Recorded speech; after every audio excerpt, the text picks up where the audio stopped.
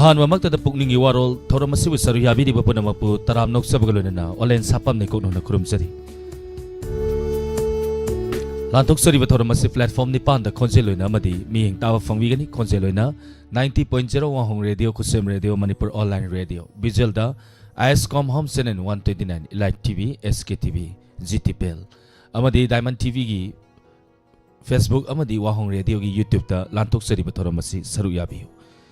ꯇꯣꯏꯅ ꯀꯣꯜ ꯐꯪꯕꯤꯕ ꯉꯔꯥꯡ ꯀꯣꯜ ꯐꯪꯕꯤꯈ꯭ꯔꯕꯁꯤꯡꯅ ꯉꯁꯤ ꯂꯦꯞꯄꯤꯌꯨ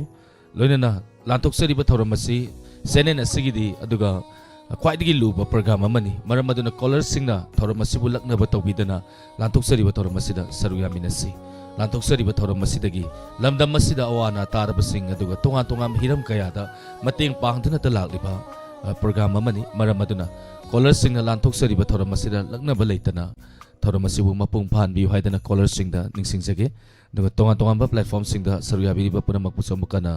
ꯇꯔꯥꯝ ꯅꯣꯛꯆꯔꯤ ꯉꯁꯤꯒꯤ ꯀꯣꯂꯔ ꯂꯧꯈꯠꯆꯔꯛꯀꯦ ꯑꯍꯥꯟꯕ ꯀꯣꯂꯔ ꯑꯗꯨꯒ ꯃꯤꯌꯥꯝꯗ ꯀꯥꯟꯅꯕ ꯌꯥꯕ ꯋꯥꯐꯝꯁꯤꯡ ꯃꯤꯌꯥꯝꯗ ꯂꯧꯁꯤꯡ ꯑꯣꯏꯍꯧꯕ ꯌꯥꯕ ꯋꯥꯐꯝ ꯀꯌꯥ ꯄꯨꯈꯠꯄꯤꯗꯨꯅ ꯉꯁꯤꯒꯤ ꯂꯥꯟꯊꯣꯛꯆꯔꯤꯕ ꯄꯨꯛꯅꯤꯡꯒꯤ ꯋꯥꯔꯣꯜ ꯊꯧꯔꯝ ꯑꯁꯤꯗ ꯁꯔꯨꯛ ꯌꯥꯃꯤꯟꯅꯁꯤ ꯅꯨꯡꯇꯤꯒꯤ ꯐꯣꯡꯂꯤꯕ ꯄꯥꯎꯆꯦꯁꯤꯡꯗꯒꯤ ꯄꯨꯁꯄꯥꯔꯥꯅꯤ ꯂꯥꯏꯁ꯭ꯔꯝꯗꯒꯤ ꯃꯌꯥꯝ ꯄꯨꯟꯅ ꯇꯥꯃꯤꯟꯅꯈ꯭ꯔꯦ ꯊꯦꯡꯛ ꯌꯨ ꯉꯁꯤꯒꯤ ꯂꯥꯟꯊꯣꯛꯆꯔꯤꯕ ꯊꯧꯔꯝ ꯑꯁꯤꯗ ꯁꯔꯨꯛ ꯌꯥꯕꯤꯔꯤꯕ ꯐꯦꯁꯕꯨꯛ ꯂꯥꯏꯚꯇ ꯂꯩꯕꯤꯔꯤꯕꯁꯤꯡꯅꯁꯨ ꯂꯥꯏꯚ ꯑꯁꯤ ꯁꯤꯌꯔ ꯅꯝꯕꯤꯗꯨꯅ ꯂꯥꯟꯊꯣꯛꯆꯔꯤꯕ ꯊꯧꯔꯝ ꯑꯁꯤ ꯁꯔꯨꯛ ꯌꯥꯕꯤꯌꯨ ꯏꯁꯩ ꯍꯥꯞꯄꯤꯒꯅꯤ ꯀꯣꯜ ꯍꯥꯡꯗꯨꯅ ꯊꯝꯖꯔꯦ ꯀꯣꯜ ꯇꯧꯕꯤꯌꯨ ꯁꯔꯨꯛ ꯌꯥꯕꯤꯌꯨ ꯄꯨꯛꯅꯤꯡꯒꯤ ꯋꯥꯔꯣꯜ ꯂꯣꯏꯅꯅ ꯃꯤꯌꯥꯝꯗ ꯀꯥꯟꯅꯕ ꯌꯥꯕ ꯋꯥꯐꯝ ꯀꯌꯥ ꯄꯨꯈꯠꯄꯤꯗꯨꯅ ꯄꯨꯛꯅꯤꯡꯒꯤ ꯋꯥꯔꯣꯜ ꯊꯧꯔꯝ ꯁꯔꯨꯛ ꯌꯥꯕꯤꯌꯨ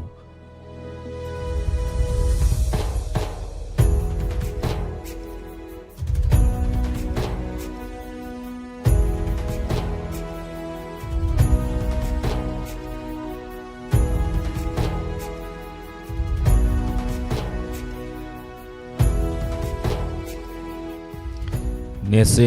फोन से ला पट पट पट पट पट पीम तौरी नेसे खतंग नुंगाइतबा हाइतारे एनीवे हम तंग आई चेक तौजगे कॉल लाक्पा हौरे कॉल से कनानो येमिनरसी हेलो गुड आफ्टरनून ओजा तराम नोक्सरी मिंग लेफम ताकपी ओजा या पोकतगी बिमोनसान ओजा याम नुंगाइजे करी वफम थंबीगनी थंबी ओजा थोम परेंगी हाइनिंगा लेकने नुंगाइजै नुंगाइबै हाइजि सार अखोगी कानाबा पुष्परानी लाइसमगी मागी प्रोग्राम डॉक्टर गोदी सार मसी मी पुरक हांगना दुम लेरनी अदगी सार ओले याम फजरी थैंक यू अदुना वाहिना वाताना ngang-thokpada अखोगी हेक्ता कानी कथाइनबगी मवोंगी tenjambang yadaba tumama rashi ma yauriba aduna puging warolda tawji akogi yamna kanaba di isipatayai yamna nuwajari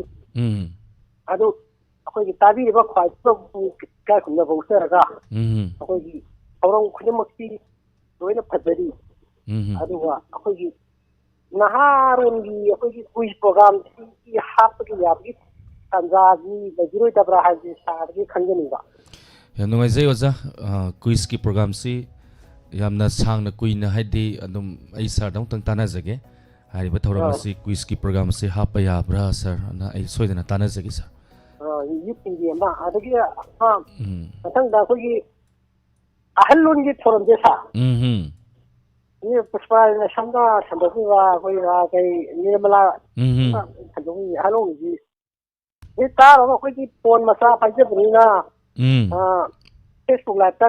तो ये फोन की तो सारगी अदा ले दी सी लपा पास हो बनेबा अदना अदा सा आई जी मसा इसार पा तकी तो गुदु इसार पा थाउ तो बिना ओके अदगी मदुगी दा अखोगी फोन अपा पाइबगी लकी ड्रॉ तौजरी सही हुफुगी मथक ओइदोइनी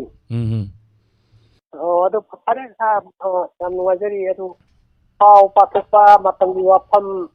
हाइबा अतोपसिनी दगी तात्रेना याम नुवाजरी ओ रेगारे दोइ संगा आगमना बता थुंगोम नो प्रेना दौजरी थैंक यू आई हाजनी मती नारोंगी quiz program se साथ साथ होइबा संग happy रगती Thank you, Oza. Yam nungaizai. Ai quiz ki program si sir da tangai tana jage. Duga pukningi warol da lautok sir ki sir. Thank you. Thagat pirapa. Leizari ba staff sing hai batare. Kaisu oijadraba kaisu pangjadraba khoina lantok sari ba thoram paring sing asida akoina wangang bada kari soi ki dagani yam pakhat sei hai tare aduga entertainment program gumba aduga tongan ba khoigi mayam no honna bo honna pa matam da caller sing da nang ma hek season na ruba program lore kan da I thola ga sir da dum hangi sir ai program se horom dai da di nang ma season na kani dum haigi imai bel ahalaman hai batai itak thongba mada nang ma hek season na basi wahi si ta ba matam da dukana gumba sometime madum thorom masibu masak khang da bam sing na di khalam durin masigi sene na sina tawrisi thakchi ka si onthok no yaw kidre da caller sing asida na khalam basu yai adu bo koi bu khangbi ba koina uchari ba program adugi khoigi anchor sing na tawjari ba dudi ngahak no na ba tari ba sing jibu ngahak no na ba dialogue adu mapung pha na bo hona ba da tongan masaklon sing lodana wahi wata soi ba yawra su mayam pura ma ngak piu maruina entertainment program dadi adum yawrakani hai tare caller amaga khanaba chaina bagi sarakpa matamda khanaba hai base medham ana tawru ya pote bako nang kari no nang na haidi do ga na tor khawgi nang ma je khar sizin nadragadi mi khanaba se man de dana maduni hai tare uchare ibri tasengna hair kanda ma punamagna masigi program si ngak tok action tor se entertainment program kana nga mi ying si aduga talent han gumba aduga ahalon gi thorom misal gi aduga nungthin gi thangjagi talent han gumba thorom sidade adum yorokani sigum basi aduna tabiri basing na sukara ngak thok ngak sin hai tare ne maram aduna mathangi caller amu lokot sakrake saru yabiu pukningi warol thorom aduga hana season jaba number akoi sir gi hana gi pukningi warol number da 2001 loiba number da call toksan bigano akoi isai sakna si talent han entertainment gi program da season jariba number 7005707808 amukahna 7005707808 hairiba number asida call tobiu saru yabiu pukningi warol adomgi pukning de leiba miyam da kanaba yaba wafam kaya pukat pidana pukningi warol thorom saru yamina se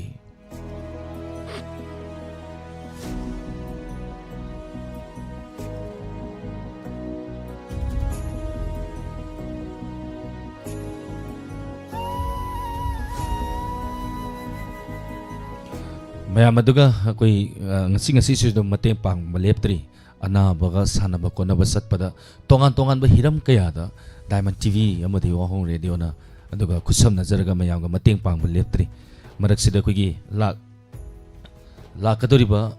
Saturday thangja numi ki pung 12 taba matamda akoi lamdam masigi mai por kadori bi lamdam masigi nupi laktagi hai tare thoibi sing lakta sallaba sing hai batai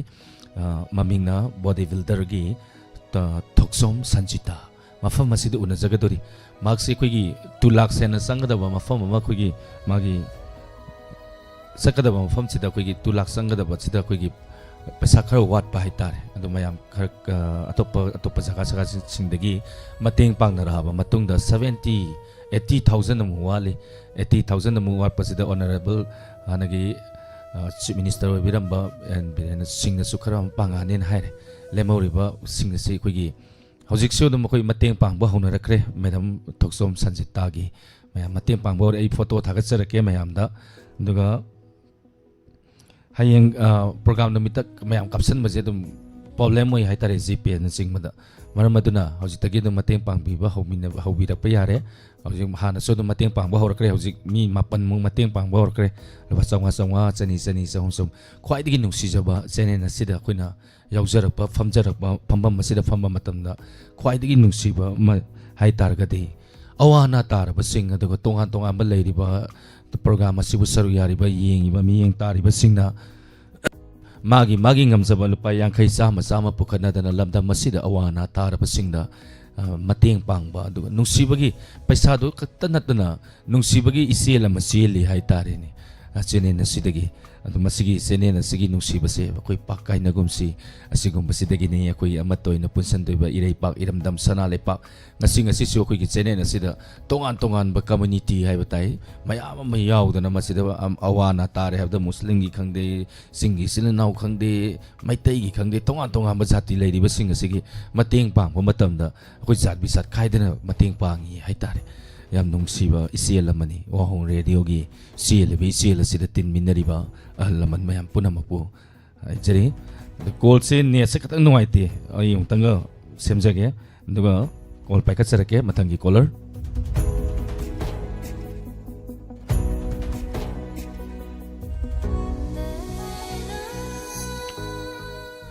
ꯁꯔꯗ ꯁꯨꯝ ꯂꯥꯛ ꯂꯩꯔꯝꯃꯅꯤ ꯄꯨꯛꯅꯤꯡꯒꯤ ꯋꯥꯔꯣꯜ ꯅꯝꯕꯔꯁꯦ 2001ꯅ ꯂꯣꯏꯕ 9077282001 ꯂꯣꯏꯕ ꯅꯝꯕꯔꯗꯨꯗ call ꯇꯧꯁꯟꯕꯤꯒꯅꯨ ꯄꯨꯛꯅꯤꯡꯒꯤ ꯋꯥꯔꯣꯜ ꯉꯁꯤꯒꯤ ꯑꯣꯏꯅꯗꯤ ꯑꯩꯈꯣꯏ ꯁꯔ ꯑꯥꯎꯠ ꯑꯣꯐ ꯁ꯭ꯇꯦꯁꯟ ꯑꯣꯏꯈꯤꯕ ꯑꯗꯨꯒ ꯁꯨꯇꯤꯡ ꯑꯃꯒꯤ ꯍꯥꯏꯕ ꯇꯥꯏ 7005707808 ꯑꯃꯨꯛꯀ ꯍꯟꯅ 7005707808 ꯍꯥꯏꯔꯤꯕ ꯅꯝꯕꯔ ꯑꯁꯤꯗ ꯀꯣꯜ ꯇꯧꯕꯤꯗꯨꯅ ꯑꯗꯣꯝꯒꯤ ꯄꯨꯛꯅꯤꯡ ꯋꯥꯈꯜꯗ ꯂꯩꯕꯁꯤꯡ ꯐꯣꯡꯗꯣꯛꯄꯤꯌꯨ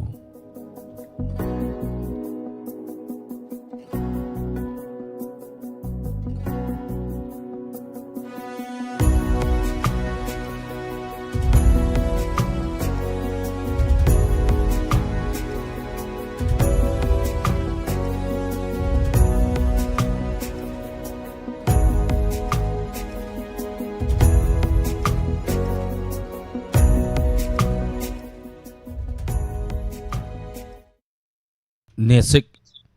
ꯈꯤꯇꯪ ꯅꯨꯡꯉꯥꯏꯇꯦ ꯉꯁꯤꯁꯦ ꯑꯗꯨꯅ ꯑꯣꯀꯦ ꯈꯤꯇꯪ ꯌꯥꯕ ꯍꯧꯔꯛꯑꯃꯥꯅꯦ ꯍꯜꯂꯣ ꯍꯜꯂꯣ ꯏꯆꯥ ꯑꯣꯂꯦꯟ ꯑꯩ ꯆꯤꯡꯃꯅꯧꯗꯒꯤ ꯕꯥꯃꯣꯟ ꯏꯃꯥ ꯀꯨꯟꯖꯦꯁꯣꯔꯤꯅꯦ ꯑꯃꯨꯛꯇꯪ ꯅꯝꯕꯗꯣ ꯐꯥꯎꯏ ꯏꯆꯥꯁꯦ ꯑꯃꯨꯛꯇꯪ ꯅꯝꯕꯗ ꯉꯁꯥꯏꯒꯤ ꯅꯦꯠ ꯌꯥꯗꯗꯅ ꯀꯣꯜ ꯂꯥ ꯇꯠ ꯑꯗꯨ ꯏꯃꯥꯗ ꯑꯣꯏꯅ ꯐꯥꯎꯖꯜꯂꯛꯑꯦ ꯗꯥꯎ ꯌꯥꯝ ꯌꯥꯔꯦ ꯀꯔꯤ ꯋꯥꯐꯝ ꯊꯝꯕꯤꯒꯅꯤ ꯏꯃꯥ ꯄꯨꯛꯅꯤꯡꯒꯤ ꯏꯟꯊꯣꯛꯅ ꯋꯥꯔꯣ ꯅꯨꯡꯁꯤꯈ꯭ꯔꯦꯗꯀꯣ ꯏꯆꯥꯅ ꯇꯧꯕ ꯊꯕꯛꯁꯦ ꯃꯈꯥ ꯇꯥꯕꯤꯌꯨ ꯏꯆꯥꯅ ꯇꯧꯔꯤꯕ ꯄꯨꯝꯅꯃꯛ ꯂꯣꯏꯅꯃꯛ ꯅꯨꯡꯉꯥꯏꯖꯩ ꯁꯥꯔꯁꯨ ꯆꯠꯊꯣꯛꯈꯤꯕꯗꯨ ꯃꯥ ꯐꯤꯂꯝ ꯅꯝꯕ ꯆꯠꯈꯤꯕꯗꯨ ꯇꯦꯛꯇ ꯀꯥꯏꯗꯕ ꯑꯣꯏꯔꯁꯅꯨ ꯏꯆꯥꯁꯤꯡꯅ ꯇꯧꯕ ꯊꯕꯛꯁꯤꯡꯁꯦ ꯂꯣꯏꯅꯃꯛ ꯅꯨꯡꯉꯥꯏ ꯂꯣꯏ ꯌꯦꯡꯉꯤ ꯏꯆꯥꯅ ꯉꯥꯡꯕ ꯋꯥꯔꯤ ꯇꯥꯕꯗ ꯄꯨꯛꯀꯁꯦ ꯀꯩ ꯍꯥꯏꯇꯥꯔꯦ ꯄꯨꯛꯂꯤ ꯇꯤꯡꯕꯩ ꯋꯥꯅꯤꯗ ꯑꯩ ꯅꯣꯛꯄꯗ ꯅꯨꯡꯉꯥꯏꯖꯈ꯭ꯔꯕ ꯏꯟꯊꯣꯛꯅ ꯄꯦꯟꯖꯈ꯭ꯔꯕ ꯅꯨꯃꯤꯗꯥꯡ ꯍꯦꯛ ꯅꯣꯛꯅꯤꯡꯅꯕꯅꯤ ꯉꯥꯡꯉꯩꯁꯦ ꯑꯩ ꯀꯩ ꯉꯥꯡꯁꯤꯒꯦꯅ ꯑꯗꯨꯝ ꯈꯜ ꯂꯩꯔꯦ ꯅꯣꯡꯉꯥꯟꯕ ꯅꯨꯃꯤꯠ ꯇꯥꯕꯨ ꯍꯣꯔꯦꯟ ꯏꯃꯥꯁꯤꯡꯁꯦ ꯀꯔꯤ ꯅꯣꯛꯍꯟꯁꯤꯒꯦꯅ ꯑꯗꯨꯝ ꯈꯜꯂ ꯂꯩ ꯍꯥꯏꯇꯥꯔꯦ ꯃꯥꯅꯤ ꯃꯥꯅꯤ ꯅꯨꯡꯉꯥꯏꯍꯟꯗꯧꯅꯤ ꯏꯃꯥꯅ ꯄꯦꯜꯂꯒ ꯏꯆꯥꯁꯨ ꯄꯦꯟꯗꯣꯔꯤꯕꯅꯤ ꯏꯆꯥꯁꯨ ꯅꯨꯡꯉꯥꯏꯗꯣꯔꯤꯕꯅꯤ ꯃꯌꯥꯝ ꯄꯨꯝꯅꯃꯛ ꯂꯣꯏꯅꯃꯛ ꯅꯨꯡꯉꯥꯏꯃꯤꯟꯅꯒꯗꯕꯅꯤ ꯑꯋꯥꯕꯗ ꯁꯨꯝ ꯈꯟꯕꯁꯨ ꯌꯥꯄꯣꯠꯇꯦ ꯄꯨꯟꯁꯤ ꯍꯥꯏꯕꯁꯤꯗꯤ ꯃꯊꯪ ꯂꯣꯏꯕꯤꯔꯕꯣ ꯏꯃꯥ ꯀꯣꯂꯔꯗ ꯈꯨꯗꯣꯡꯆꯥꯕ ꯄꯤꯖꯒꯦ ꯏꯆꯥ ꯏꯕꯨꯡꯉꯣ ꯊꯦꯡꯛ ꯌꯨ ꯏꯃꯥ ꯉꯁꯤꯕꯨ ꯀꯔꯤ ꯌꯦꯟꯁꯥꯡ ꯆꯥꯒꯦ ꯉꯁꯤꯁꯦ ꯏꯅꯥꯎ ꯒꯣꯔꯣꯕ ꯈꯨꯃꯟ ꯍꯣꯏꯗ ꯆꯥꯛ ꯆꯥꯔꯨꯏ ꯑꯩ ꯀꯩꯅꯣ ꯊꯣꯡꯉꯤ ꯉꯥ ꯑꯣ ꯃꯅꯤꯡꯗ ꯅꯨ ꯑꯗꯨꯅꯅꯦ ꯌꯥꯎꯋꯦ ꯃꯁꯛ ꯌꯥꯝ ꯐꯖꯔꯤꯁꯦ ꯏꯆꯥꯁꯦ ꯉꯥ ꯆꯥꯕꯒꯤ ꯉꯥ ꯆꯥꯕꯅꯤ ꯑꯣꯀꯦ ꯐꯖꯈ꯭ꯔꯦ ꯏꯆꯥ ꯌꯥꯝ ꯅꯨꯡꯁꯤ ꯊꯝꯖꯔꯒꯦ ꯊꯦꯡꯛ ꯌꯨ ꯏꯃꯥ ꯊꯥꯒꯠꯆꯔꯤ ꯇꯔꯝꯁꯧ ꯌꯥꯕꯤꯔꯛꯄ ꯃꯊꯪꯒꯤ ꯀꯣꯂꯔ ꯀꯧꯔꯥꯡꯅ ꯉꯥꯏꯖꯔꯤ ꯀꯣꯜ ꯇꯧꯕꯤꯌꯨ ꯁꯔꯨꯛ ꯌꯥꯕꯤꯌꯨ 2001ꯅ ꯂꯣꯏꯕ ꯅꯝꯕꯔꯗꯨꯗ ꯀꯣꯜ ꯇꯧꯁꯟꯕꯤꯒꯅꯨ 7005707808 ꯍꯥꯏꯔꯤꯕ ꯅꯝꯕꯔꯁꯤꯗ ꯀꯣꯜ ꯇꯧꯁꯟꯕꯤꯌꯨ ꯍꯜꯂꯣ ꯍꯜꯂꯣ ꯑꯣꯖꯥ ꯇꯔꯥꯝ ꯅꯣꯛꯆꯔꯤ ꯃꯤꯡ ꯂꯩꯐꯝ ꯇꯥꯛꯄꯤꯌꯨ ꯐꯣꯟ ꯇꯧꯖꯔꯤꯕ ꯑꯩ ꯍꯥꯏ ꯆꯤꯡꯃꯅꯧꯗꯒꯤ ꯕꯤꯗ꯭ꯌꯥꯅꯟꯗ ꯁꯔꯃ ꯌꯥꯝ ꯅꯨꯡꯉꯥꯏꯖꯩ ꯕꯤꯗꯥꯟꯗ ꯀꯩ ꯃꯊꯦꯜ ꯆꯥꯕꯤꯈ꯭ꯔꯒꯦ ꯉꯁꯤꯁꯤꯕꯣ ꯉꯁꯤꯁꯦ ꯎꯇꯤ ꯊꯣꯡꯕ ꯆꯥꯔꯦ ꯑꯣꯀꯦ ꯎꯇꯤ ꯑꯁꯪꯕ ꯋꯦꯗꯔꯁꯤꯒꯀꯣ ꯎꯇꯤ ꯑꯁꯪꯕꯒ ꯁꯤꯡꯖꯨꯒ ꯀꯩ ꯋꯥꯐꯝ ꯊꯝꯕꯤꯒꯅꯤ ꯊꯝꯕꯤꯁꯤ ꯁꯨꯝ ꯑꯩꯈꯣꯏꯒꯤ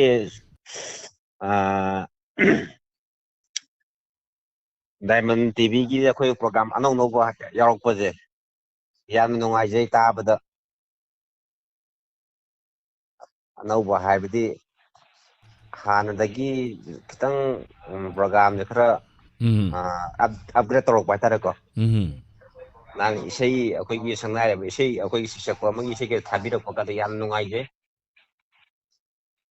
ꯑꯗꯨꯛꯀꯤ ꯃꯇꯤꯛ ꯌꯥꯝ ꯅꯨꯡꯉꯥꯏꯖꯩ ꯑꯗꯨꯒ ꯑꯩꯅ ꯈ꯭ꯋꯥꯏꯗꯒꯤ ꯇꯥꯖꯅꯤꯡꯕ ꯂꯤꯂꯥ ꯑꯃ ꯂꯩꯖꯔꯤꯌꯦ ꯁꯥꯔ ꯂꯤꯂꯥ ꯀꯩ ꯂꯤꯂꯥꯅꯣ ꯑꯝꯇꯪ ꯍꯥꯏꯕꯤꯔꯛꯑꯣ Sangbray managi sengi manando ya peacemaker na sanabado do amtang ya ka thabira Okay, pung tara mathugi numidangi pung tara mathugi haitare entertainment program go matalen han lor pagi si dai matang chabam de soidan thajara gi osa. hoi sa. Thank you. Loi bira bosa.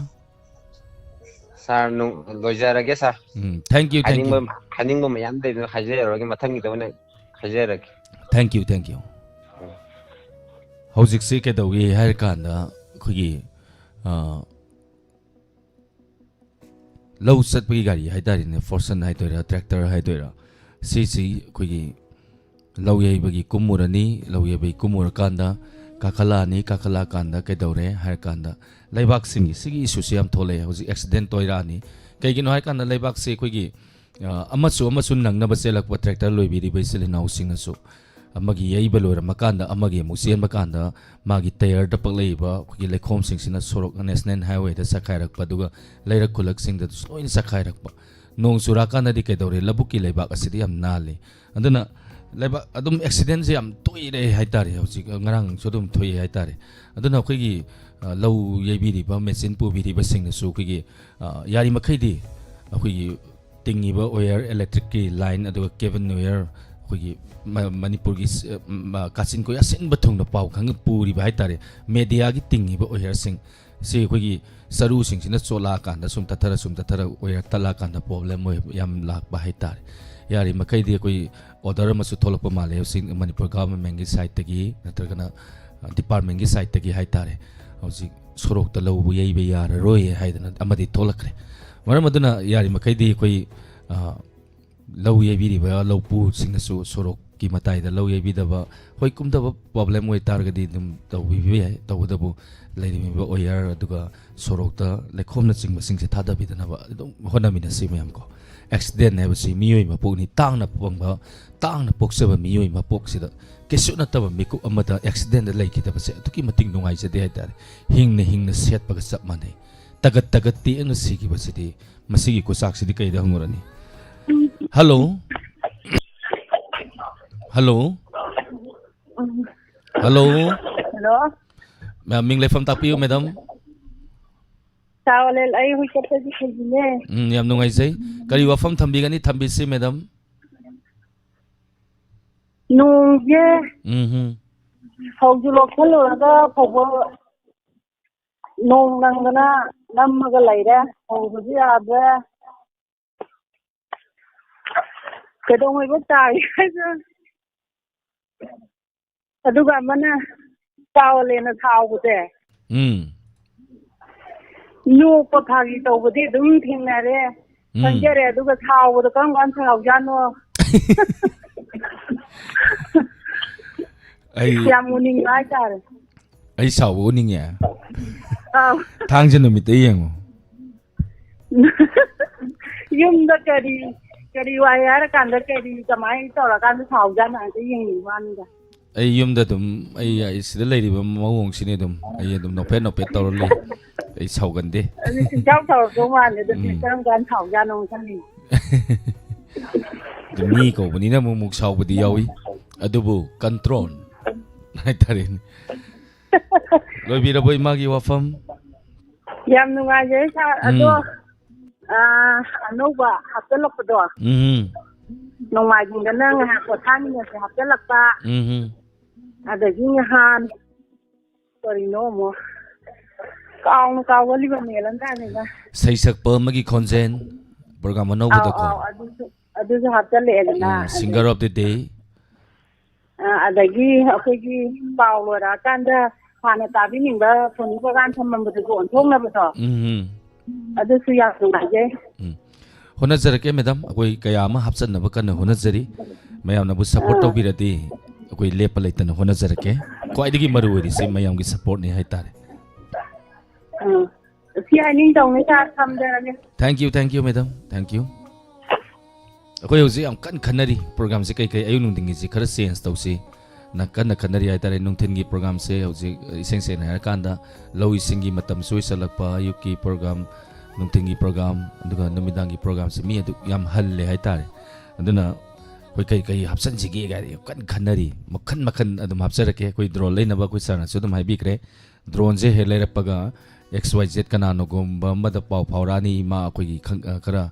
ima mada pau paujarani hariba sikhong da hairasi sikhong bazar da ima tara khatang lebiramo na hairani akuna drone ga paira lani ima singse aina sir da su hotoke khanjari se karaoke machine lama puba karaoke machine sida akoigi keno to bhai tare ne kai ai ni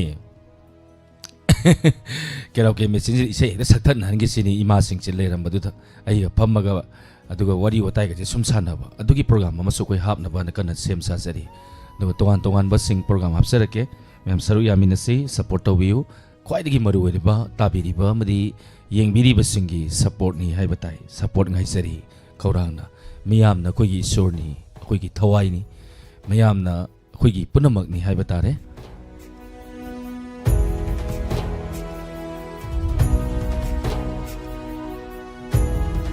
amukana ningsing jage 2001 loiba number do da call tausan biganu sir our of station oiki aduna sir do ina pukning waron sen number se call tawra leire ado khigi number 7005707808 amuka hana 7005707808 hairiba number asida call tawbiu pukning hi warol thorom saru yabiu miyam da kana ba wafam kaya pukapiduna thorom saru yaminase loinana khigi maruina low yebiri baiselena housing koi sahi magi tangai fadaba lo yai wi batar ka su koi cha doi ni haitare sahi ma koi mi oi ba koi na sa doi ni aduna lo yai ba matam da mi ngon da su disturb taw da ba du mi ngon da ye loi da ba mi punsi bu mangal loi da ba mong da hona minasi hello hello hello waza taram ming le fam tapiu amalakle nakandagi radio do ngatang lai thabi oi ma The person you are speaking with. Tabira boima. Ihe. Adom na call tabira pa matam da yari makai loudspeaker amadi TV gi manak radio gi manak te kitang sa to call tabiyo natadi som da tabam lapum khangde dare ni ko hello hello sir ming le fam tapiyo madam ai Bishnupur makha lai kai de koijam randoni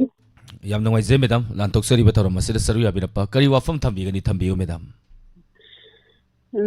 sir di chuna khunda gan di phonje de boko ado sir da thagat hoga do bane sir na handak Delhi chakhi bada numini hunni do khoji tayai ta ba phangaroi dra na yam waja bai tare adu duga sir na record to thoga thambira maga koi tahan bi bagi da mang ta thagat chari na hai jage to bane ai sir da soina tamjarage sir su pukning waron tari out of station oi gitar ga su as tungi de adum Delhi chalam da gi mi phajana pothara cha to sir di potsung potha gi dre dum gari dai kari ai ni sungo potha da bi da dum car thogri eduni adum ai inspector tayai si khoi dagi maru oi program ma soi ba koi gi di aduna sir na inspector tayai si lep tan ba hona ba da ahing tum da ba ani ni tungi de sir se thank you madam hoina thaga pira patha chari aduga sir wahong radio gi staff na mo thaga chari thank you madam thamjara sir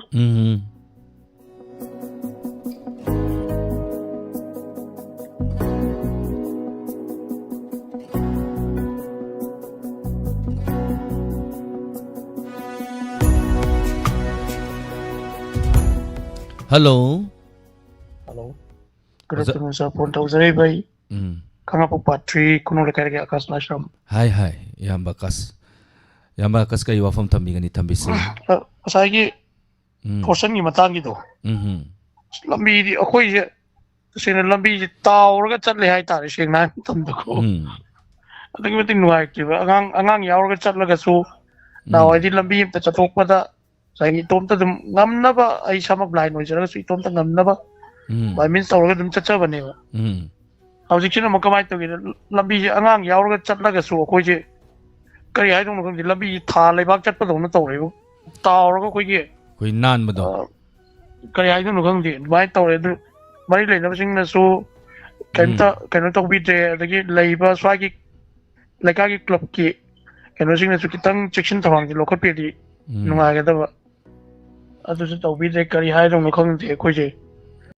ꯂꯝꯕꯤ ꯆꯠꯄꯗ ꯉꯁꯥꯏꯒꯤ ꯒꯥꯔꯤ ꯃꯆꯥ ꯊꯧꯕꯁꯤꯡꯗꯗꯤ ꯌꯥꯝ ꯅꯥꯇꯩ ꯆꯥꯔꯔꯣꯏꯕ ꯍꯧꯖꯤꯛꯁꯦ ꯂꯝꯕꯤꯁꯦ ꯁꯥꯡꯅ ꯑꯩꯈꯣꯏꯒꯤ ꯍꯦꯛꯇ ꯉꯁꯥꯏꯒꯤ ꯐꯣꯔꯁꯟꯒꯤ ꯀꯩꯅꯣꯁꯤꯒꯤ ꯑꯣꯏꯔꯦ ꯑꯗꯨꯒꯤ ꯃꯊꯛꯇ ꯑꯃꯨꯛ ꯅꯣꯡ ꯑꯃꯨꯛ ꯇꯥꯁꯜꯂꯦ ꯀꯣꯏꯂꯥꯁꯤ ꯀꯣꯏꯂꯥ ꯃꯥꯟꯗ꯭ꯔꯦꯕ ꯁꯥ ꯅꯥꯜꯂꯦ ꯌꯥꯝ ꯅꯥꯜꯂꯦ ꯑꯗꯨꯅꯅꯦ ꯑꯩꯅ ꯋꯥꯐꯝꯁꯦ ꯄꯨꯈꯠꯆꯔꯛꯏꯁꯦ ꯄꯨꯛꯅꯤꯡꯒꯤ ꯋꯥꯔꯣꯜ ꯊꯧꯔꯝ ꯑꯁꯤꯗ ꯁꯣꯔꯣꯛꯁꯦ ꯀꯣꯏꯂꯥꯕꯨ ꯀꯣꯏꯂꯥ ꯑꯣꯏꯅ ꯎꯕ꯭ꯔꯥ ꯑꯗꯨ ꯇꯧꯔꯛꯑꯦ ꯁꯥꯔ ꯒ꯭ꯌꯥꯟ ꯇꯥꯗ꯭ꯔꯦ ꯅꯣꯡ ꯇꯥꯗ꯭ꯔꯗꯤ ꯑꯃꯨꯛ ꯈꯔ ꯐꯕꯀꯣ ꯑꯣꯖꯥ ꯅꯣꯡꯁꯦ ꯇꯥꯁꯜꯂꯛꯑꯦ ꯅꯣꯡꯁꯦ ꯇꯥꯁꯜꯂꯛꯑꯀꯥꯟꯗ ꯂꯧꯕꯨꯛꯀꯤ ꯂꯩꯕꯥꯛꯁꯤꯗꯤ ꯅꯥꯜꯂꯤ ꯌꯥꯝ ꯅꯥꯜꯂꯦꯕ ꯂꯧꯕꯨꯛꯀꯤ ꯂꯩꯕꯥꯛꯁꯦ ꯑꯗꯩ ꯆꯨꯝꯅ ꯈꯣꯡ ꯂꯝꯕꯤ ꯆꯠꯆꯔꯒꯁꯨ ꯉꯁꯥꯏꯒꯤ ꯒꯥꯔꯤ ꯗꯤꯝꯄꯔꯒꯨꯝꯕ ꯀꯩꯒꯨꯝꯕ ꯑꯃ ꯂꯥꯛꯄꯗꯗꯤ ꯑꯗꯨ ꯊꯩꯅꯕ ꯍꯣꯠꯅꯕ ꯃꯇꯝꯗ ꯊꯩꯔꯤꯕ ꯑꯩꯈꯣꯏꯗ ꯗꯁꯥ ꯇꯥꯔꯅꯤꯕ ꯁꯤꯗꯤ ꯃꯥꯅꯦ ꯈꯤꯇꯪ ꯑꯣꯖꯥ ꯆꯪꯁꯤꯟꯈꯤꯕ ꯁꯠ ꯅꯥꯟꯊꯈꯤꯕ ꯑꯗꯨꯅ ꯑꯗꯨꯝ ꯈꯪꯗꯦꯅꯦ ꯀꯔꯤ ꯍꯥꯏꯗꯧꯅꯣ ꯃꯔꯤ ꯂꯩꯅꯕꯁꯤꯡꯅ ꯌꯦꯡꯁꯤꯟꯕꯤꯕ ꯑꯣꯏꯔꯛꯁꯅꯨ ꯑꯣꯖꯥ ꯌꯦꯡꯁꯤꯟꯕꯗꯤ ꯍꯧꯔꯛꯈ꯭ꯔꯦ ꯂꯧ ꯌꯩꯕ ꯌꯥꯔꯣꯏ ꯁꯣꯔꯣꯛꯀꯤ ꯃꯄꯥꯟꯗ ꯀꯥꯏꯅ ꯑꯣꯔꯗꯔ ꯒꯥꯏꯗꯤ ꯊꯣꯛꯂꯛꯈ꯭रे ꯑꯣꯖꯥ ꯀꯣ ꯑꯦꯅꯤꯋꯦ ꯃꯔꯤ ꯂꯩꯅꯕꯁꯤꯡꯅ ꯌꯦꯡꯁꯤꯟꯕꯤꯔꯛꯇꯅ ꯍꯥꯏꯔꯤꯕ ꯈꯨꯗꯣꯡꯊꯤꯕ ꯑꯁꯤꯗꯒꯤ ꯑꯩꯈꯣꯏ ꯃꯌꯥꯝ ꯄꯨꯟꯅ ꯉꯥꯛꯊꯣꯛꯃꯤꯟꯅꯅꯕ ꯍꯣꯠꯅꯃꯤꯟꯅꯔꯁꯤ ꯇꯥꯕꯤꯔꯤꯕꯁꯤꯡꯅ ꯍꯥꯏꯕ ꯇꯥꯔꯦ ꯊꯦꯡꯛ ꯌꯨ ꯑꯣꯖꯥ ꯂꯣꯏꯕꯤꯔꯕꯣ ꯀꯩ ꯋꯥꯐꯝ ꯊꯝꯕꯤꯒꯅꯤ ꯑꯗꯨꯒ ꯑꯇꯣꯞꯄ ꯑꯅꯤꯁꯨꯕꯗ ꯊꯕꯛ ꯑꯩꯈꯣꯏꯒꯤ ꯇꯧꯕꯤꯔꯤꯕ ꯊꯕꯛ ꯊꯧꯔꯝ ꯈꯨꯗꯤꯡꯃꯛꯇ ꯑꯩꯈꯣꯏ ꯁ꯭ꯇꯦꯁꯟ ꯋꯥꯍꯣꯡ ꯗꯥꯏꯃꯟ ꯇꯤꯚꯤ ꯁ꯭ꯇꯦꯁꯟ ꯍꯦꯛ ꯍꯥꯡꯕꯗꯒꯤ ꯍꯧꯔꯒ ꯂꯣꯏꯗ꯭ꯔꯤꯐꯥꯎ ꯑꯗꯨꯝ ꯇꯥꯖꯩ ꯑꯩꯈꯣꯏꯗꯤ ꯑꯗꯨꯃꯛꯇꯅ ꯃꯔꯝ ꯑꯣꯏꯔꯒ ꯆꯥꯔꯖꯔ ꯐꯥꯎꯗ ꯌꯥꯗꯕ ꯆꯥꯔꯖꯔ 2-3 ꯁꯨꯔꯕ ꯁꯤꯜꯂꯤꯕ ꯑꯩꯈꯣꯏꯁꯦ ꯑꯇꯩ ꯑꯇꯣꯞꯄ ꯁ꯭ꯇꯦꯁꯟꯁꯤꯡ ꯑꯩ ꯄꯥꯛ ꯂꯥꯝꯁꯤꯟꯖꯗꯦ ꯑꯩꯗꯤ ꯑꯁꯦꯡꯕ ꯑꯣꯏꯅ ꯑꯗꯨꯝ ꯍꯥꯏꯖꯕꯅꯦꯕꯀꯣ ꯑꯩꯈꯣꯏ ꯂꯣꯏꯅꯔꯛꯄ ꯑꯩꯈꯣꯏꯒꯤ ꯀꯩꯅꯣ ꯔꯦꯗꯤꯑꯣꯁꯤꯗ ꯑꯗꯨꯝ ꯇꯥꯖꯔꯒ ꯑꯗꯨꯝ ꯂꯩꯖꯕ ꯑꯗꯨꯅ ꯊꯕꯛ ꯊꯧꯔꯝ ꯈꯨꯗꯤꯡꯃꯛꯁꯨ ꯂꯣꯏꯅꯃꯛ ꯑꯗꯨꯝ ꯅꯨꯡꯉꯥꯏ ꯑꯗꯩ ꯁꯤꯡꯒꯔ ꯑꯣꯐ ꯗ ꯋꯤꯛ ꯑꯗ ꯍꯥꯞꯄꯤꯔꯛꯄ ꯀꯩꯅꯣꯒꯩꯁꯤ ꯂꯣꯏ ꯅꯨꯡꯉꯥꯏꯖꯩ ꯑꯗꯨ ꯂꯦꯞꯄ ꯂꯩꯇꯅ ꯇꯥꯖꯔꯤ ꯁꯤꯃꯇꯪ ꯊꯝꯖꯒꯦ ꯊꯦꯡꯛ ꯌꯨ ꯁꯄꯣꯔꯠ ꯇꯧꯕꯤꯔꯛꯄ ꯊꯥꯒꯠꯆꯔꯤ ꯂꯦꯞꯇꯅꯃꯛ ꯁꯟꯇꯣꯛꯆꯒꯦ ꯃꯌꯥꯝꯅꯕꯨ ꯍꯥꯞꯄꯀꯣ ꯍꯥꯏꯗꯤ ꯄ꯭ꯔꯣꯒ꯭ꯔꯥꯝꯁꯦ ꯍꯥꯞꯄꯛꯈꯤꯗꯅꯤ ꯌꯥꯝ ꯂꯩꯔꯤ ꯃꯈꯟ ꯃꯈꯟ ꯊꯦꯡꯛ ꯌꯨ ꯌꯥꯝ ꯑꯀꯥꯁ ꯊꯥꯒꯠꯆꯔꯤ ꯌꯥꯝ ꯁꯦꯡꯅ ꯍꯥꯏꯔꯀꯥꯟꯗ ꯃꯌꯥꯝꯁꯨ ꯑꯃꯨꯛꯇꯪ ꯑꯗꯣꯝ ꯑꯗꯣꯝꯒꯤ ꯂꯩꯀꯥꯏꯗꯨꯒꯤ ꯊꯣꯡꯒꯥꯟꯗ ꯑꯃꯨꯛꯇꯪ ꯊꯣꯛꯑꯒ ꯌꯦꯡꯕꯤꯌꯨ ꯂꯝꯕꯤꯁꯦ ꯆꯠꯄ ꯌꯥꯔꯤꯕ꯭ꯔꯥ ꯅꯠꯇ꯭ꯔꯒ ꯀꯝꯗꯧꯕꯤꯔꯤꯒꯦꯅ ꯑꯩꯁꯦ ꯑꯩꯈꯣꯏ ꯌꯨꯝꯁꯦ ꯕꯖꯥꯔꯅꯤ ꯈꯣꯡꯖꯣꯝꯒꯤ ꯕꯖꯥꯔꯒꯤ ꯐꯣꯔꯁꯟꯅꯒ ꯂꯩꯕꯥꯛꯀ ꯄꯨꯔꯒ ꯑꯗꯨꯃꯥꯏꯅ ꯑꯗꯨꯒ ꯗꯤꯝꯄꯔ ꯑꯦꯅꯤ ꯑꯩꯈꯣꯏꯒꯤ ꯒꯥꯔꯤ ꯑꯃꯅ ꯂꯩꯕꯥꯛ ꯄꯨꯔꯒ ꯊꯥꯗꯔꯝꯕꯗ ꯑꯩꯗꯤ ꯀꯣꯏꯇꯥꯟ ꯇꯥꯟꯅꯩ ꯒꯥꯔꯤ ꯃꯆꯥ ꯑꯣꯏꯒꯦꯔꯥ ꯑꯆꯧꯕ ꯑꯣꯏꯒꯦꯔꯥ ꯇꯥꯟꯅꯔꯒ ꯁꯤ ꯈꯨꯟꯇꯣꯛ ꯂꯥꯎꯔ ꯈꯨꯟꯇꯣꯛꯍꯜꯂꯦꯕ ꯀꯩꯒꯤꯅꯣ ꯍꯥꯏꯔꯀꯥꯟꯗ ꯃꯥꯅ ꯊꯥꯗꯔꯝꯃꯤꯕ ꯂꯩꯕꯥꯛ ꯑꯩ ꯑꯃ ꯅꯨꯡꯉꯥꯏꯅꯕ ꯍꯣꯠꯅꯕꯗ ꯃꯌꯥꯝꯗ ꯋꯥꯍꯟꯗꯧꯕ ꯑꯣꯏꯇꯥꯔꯒꯗꯤ ꯋꯥꯍꯟꯗꯧꯔꯤꯕ ꯊꯕꯛꯇꯨꯗꯤ ꯇꯧꯗꯕꯅ ꯍꯦꯟꯅ ꯐꯠꯇ꯭ꯔꯅꯦ ꯃꯌꯥꯝ ꯑꯗꯨꯅ ꯑꯩꯅ ꯏꯀꯥꯏꯕ ꯀꯩꯁꯨ ꯈꯪꯗꯅ ꯉꯥꯏꯈꯣ ꯑꯗꯨꯝ ꯂꯥꯎꯏ ꯐꯣꯔꯁꯟ ꯑꯣꯏꯔꯦꯗꯅ ꯃꯌꯨꯝꯗ ꯆꯠꯂꯤ ꯁꯤ ꯐꯣꯔꯁꯟꯁꯦ ꯀꯅꯥ ꯆꯠꯀꯦ ꯑꯩ ꯀꯦꯃꯦꯔꯥꯗꯐꯥꯎ ꯁꯔꯆ ꯇꯧꯏ ꯍꯥꯏꯇꯥꯔꯦ ꯑꯩꯈꯣꯏꯒꯤ ꯗꯨꯀꯥꯟꯁꯤꯡꯗ ꯈꯤꯟꯕ ꯂꯩꯕꯥꯛꯁꯤ ꯊꯥꯗꯔ ꯊꯝꯃꯝ ꯇꯥꯔꯒꯗꯤ ꯂꯧꯄꯨ ꯀꯧꯔꯒ ꯈꯨꯟꯇꯣꯛꯍꯟꯕ ꯌꯥꯎꯈ꯭ꯔꯦ ꯐꯣꯔꯁꯟ ꯃꯄꯨ ꯀꯧꯔꯒ ꯈꯨꯟꯇꯣꯛꯍꯟꯕ ꯌꯥꯎꯈ꯭ꯔꯦ ꯅꯨꯡꯁꯤꯗꯕꯖꯥꯠꯅꯤ ꯃꯤꯅꯗꯤ ꯁꯨꯃꯥꯏꯅ ꯇꯧꯕꯁꯦ ꯑꯗꯨꯕꯨ ꯑꯩꯈꯣꯏꯅ ꯀ꯭ꯂꯕꯀꯤ ꯍꯥꯏꯕꯁꯤꯗꯤ ꯂꯩꯀꯥꯏꯒꯤꯅꯤ ꯂꯩꯀꯥꯏꯒꯤ ꯐꯅꯕ ꯊꯕꯛ ꯑꯃ ꯇꯧꯔꯒ ꯑꯩꯈꯣꯏ ꯑꯐ ꯐꯠꯇ ꯑꯩꯉꯣꯟꯗ ꯂꯩꯇꯦ ꯉꯁꯤꯒ 6 years ꯁꯨꯔꯦ ꯀ꯭ꯂꯕꯀꯤ ꯁꯦꯀ꯭ꯔꯦꯇꯔꯤ ꯑꯣꯏꯔꯤꯁꯦ ꯍꯟꯗꯛꯀꯤ ꯑꯗꯣ ꯑꯩ ꯄꯣꯊꯥꯒꯦꯁꯨ ꯌꯥꯗ꯭ꯔꯤ ꯆꯍꯤ ꯑꯃꯅꯤꯒ ꯄꯥꯏꯒꯣꯅ ꯍꯥꯏ ꯑꯍꯜ ꯂꯃꯟꯁꯤꯡꯅ ꯄꯥꯏꯒꯦ ꯈꯜꯂꯤ ꯑꯗꯣ ꯈ꯭ꯋꯥꯏꯗꯒꯤ ꯃꯔꯨ ꯑꯣꯏꯔꯤꯁꯦ ꯑꯩꯈꯣꯏꯅ ꯃꯤꯌꯥꯝꯗ ꯋꯥꯕ ꯌꯥꯕ ꯃꯤꯌꯥꯝꯗ ꯄ꯭ꯔꯣꯕ꯭ꯂꯦꯝ ꯑꯣꯏꯗꯧꯕ ꯄꯣꯠꯇꯨꯗꯤ ꯇꯧꯗꯕꯅ ꯐꯩ ꯑꯗꯨꯅ ꯑꯩꯈꯣꯏꯒꯤ ꯇ꯭ꯔꯦꯛꯇꯔ ꯂꯣꯏꯕꯤꯔꯤꯕꯁꯤꯡ ꯑꯗꯨꯒ ꯂꯧꯄꯨꯁꯤꯡꯅꯁꯨ ꯑꯩꯈꯣꯏ ꯈꯤꯇꯪ ꯌꯦꯡꯁꯤꯟꯕꯤꯕꯗꯤ ꯃꯊꯧ ꯇꯥꯏ ꯀꯩꯅꯣ ꯍꯥꯏꯔꯀꯥꯟꯗ ꯃꯁꯤꯒꯤ ꯂꯩꯕꯥꯛꯁꯦ ꯄꯨꯈꯠꯂꯛꯑ ꯆꯠꯂꯀꯥꯟꯗ ꯍꯨꯟꯇꯣꯛꯑꯝꯗꯣꯏꯁꯦ ꯁꯣꯔꯣꯛꯇꯅꯤ ꯁꯣꯔꯣꯛꯇꯗ ꯊꯧꯗꯣꯔꯤꯁꯦ ꯃꯤꯌꯥꯝꯁꯦ ꯑꯦꯛꯁꯤꯗꯦꯟ ꯇꯧꯔꯗꯤ ꯁꯣꯛꯇꯣꯏꯅꯤ ꯍꯥꯏꯇꯥꯔꯦꯅꯦ ꯑꯦꯅꯤꯋꯦ ꯃꯈꯥ ꯆꯠꯊꯖꯔꯛꯄ ꯃꯊꯪꯒꯤ ꯀꯣꯂꯔ ꯂꯧꯈꯠꯆꯒꯦ ꯍꯜꯂꯣ ꯍꯜꯂꯣ ꯃꯤꯡ ꯂꯩꯐꯝ ꯇꯥꯛꯄꯤꯌꯨ ꯊꯧꯕꯥꯜ ꯈꯦꯡꯃꯟꯗꯩ ꯑꯟꯖꯂꯤ ꯁꯤꯡꯊꯥꯝꯅꯤ ꯑꯟꯖꯂꯤ ꯀꯔꯤ ꯋꯥꯐꯝ ꯊꯝꯕꯤꯒꯅꯤ ꯊꯝꯕꯤꯁꯤ ꯂꯝꯕꯤ ꯊꯣꯡꯒꯤ ꯋꯥꯐꯝꯗꯤ ꯌꯥꯅꯔꯁꯤ ꯂꯝꯕꯤ ꯊꯣꯡꯒꯤꯗꯤ ꯌꯥꯅꯔꯁꯤ ꯑꯗꯣ ꯂꯩꯕꯥꯛ ꯇꯥꯕꯩꯅꯤ ꯂꯩꯕꯥꯛ ꯊꯥꯗꯔꯝꯕꯩꯅꯤ ꯑꯃꯨꯛ ꯈꯟꯅ ꯀꯠꯂꯛꯏꯁꯤꯅ ꯊꯧꯔꯝ ꯉꯔꯥꯡꯒꯤ ꯁꯤꯡꯒꯔ ꯑꯣꯐ ꯗ ꯗꯦꯗꯣ ꯑꯗꯨꯗ ꯈ꯭ꯋꯥꯏ ꯅꯨꯡꯉꯥꯏꯕ ꯑꯃꯅꯅꯦ ꯌꯨꯇꯨꯕꯀꯤ ꯑꯃ ꯁꯤꯡꯒꯔ ꯑꯃ ꯐꯦꯁꯕꯨꯛꯀꯤꯅ ꯁꯤꯡꯒꯔ ꯑꯃ ꯂꯧꯈꯠꯄꯗꯣ ꯑꯩꯗꯤ ꯑꯗꯨꯃꯥꯏꯅ ꯑꯗꯨꯝ ꯇꯧꯍꯟꯅꯤꯡꯉꯤ ꯍꯥꯏꯗꯤ ꯏꯁꯩ ꯃꯥꯟꯅꯕ ꯈꯜꯂꯛꯇꯅꯕ ꯑꯧ ꯑꯩ ꯑꯥꯏꯗꯤꯌꯥ ꯑꯗꯨꯅ ꯂꯩꯈ꯭ꯔꯦ ꯍꯦꯟꯅ ꯅꯨꯡꯉꯥꯏꯌꯦ ꯉꯔꯥꯡꯗꯒꯤ ꯑꯩ ꯑꯥꯏꯗꯤꯌꯥꯗꯣ ꯐꯠ ꯂꯧꯊꯣꯛꯂꯛꯄ ꯑꯩꯉꯣꯟꯗ ꯗꯦꯕꯤꯌꯥ ꯍꯧꯕꯝꯒꯤ ꯍꯥꯏꯔꯒ ꯍꯦꯛꯇ ꯃꯥꯟꯖ ꯉꯥꯛꯇ ꯉꯥꯏꯈꯤꯗꯅ ꯂꯥꯏꯚ ꯆꯠꯁꯦ ꯐꯦꯁꯕꯨꯛꯁꯨ ꯌꯨꯇꯨꯕꯁꯨ ꯃꯥꯟꯖ ꯉꯥꯛꯇ ꯈꯟꯖꯜꯂꯛꯇꯅ ꯃꯥꯟꯖꯗꯣ ꯊꯥꯔ ꯂꯣꯏꯁꯟꯈꯤꯗꯣꯔꯦꯕ ꯏꯁꯩ 4 ꯊꯥꯗꯧꯗꯣ ꯑꯗꯨꯅꯅꯦ ꯑꯩꯅ ꯁꯤꯡꯒꯔ ꯑꯃ ꯆꯦꯟꯖ ꯇꯧꯔꯒ ꯐꯦꯁꯕꯨꯛꯇ ꯑꯃꯨꯛ ꯄꯠꯂꯥꯎ ꯂꯥꯛꯏꯗꯣ ꯅꯠꯇ꯭ꯔꯗꯤ ꯄ꯭ꯔꯣꯕ꯭ꯂꯦꯝ ꯑꯣꯏꯗꯣꯔꯕ ꯏꯁꯩꯗꯣ ꯑꯗꯨꯃꯥꯏꯅ ꯑꯗꯨꯝ ꯇꯧꯁꯤ ꯁꯥꯔ ꯃꯊꯪꯗꯁꯨ ꯃꯌꯥꯝ ꯁꯖꯦꯁꯟ ꯄꯤꯕꯤꯔꯛꯄ ꯌꯥꯝ ꯅꯨꯡꯉꯥꯏ ꯑꯇꯣꯞꯄ ꯀꯩ ꯋꯥꯐꯝ ꯊꯝꯕꯤꯒꯅꯤ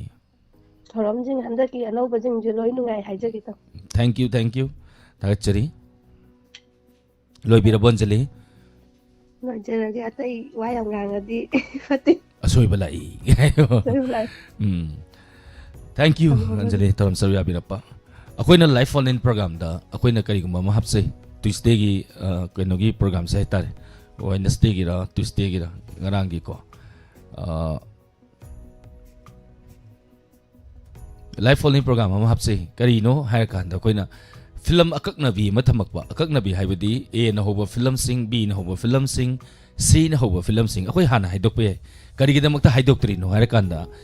maram dom yam dang haijage kana gumba na di asnoi film akakna bi tawe gan hairam ba sudum ye ko akoina masi kari gi damakta tawri no hai kan da caller sing se hanjan jan phangjalakpa isai su hanjan jan khanjalakpa akoi ju sum hong da ba anchor sing su maram aduna mathen se hong hong sabam di mathau tai nukti gi yen thong hawe ne nukti gi yen thong amade ai yen thong lo saninga oe ko aduna khatang hong tok hong jin nai na ba haidana koina sinjarai ni yam surprise wena law thorakani program horam dai da phami ba anchor duna ngasi de f na hoba film dagi khanbi hu gan haire sate na te film je loi simpa pha de kana gumba khara na simpa khara sum phana bai wani f na hoba film ma hoji hairo de palaw na haiwa de palaw ngam dam de YouTube ta thi de ne manipu film f na hoba ga kari no na ngatang thina bam changani thina ba chang kana first phangbating lucky haitari daw ya basing dune dak khalaka doise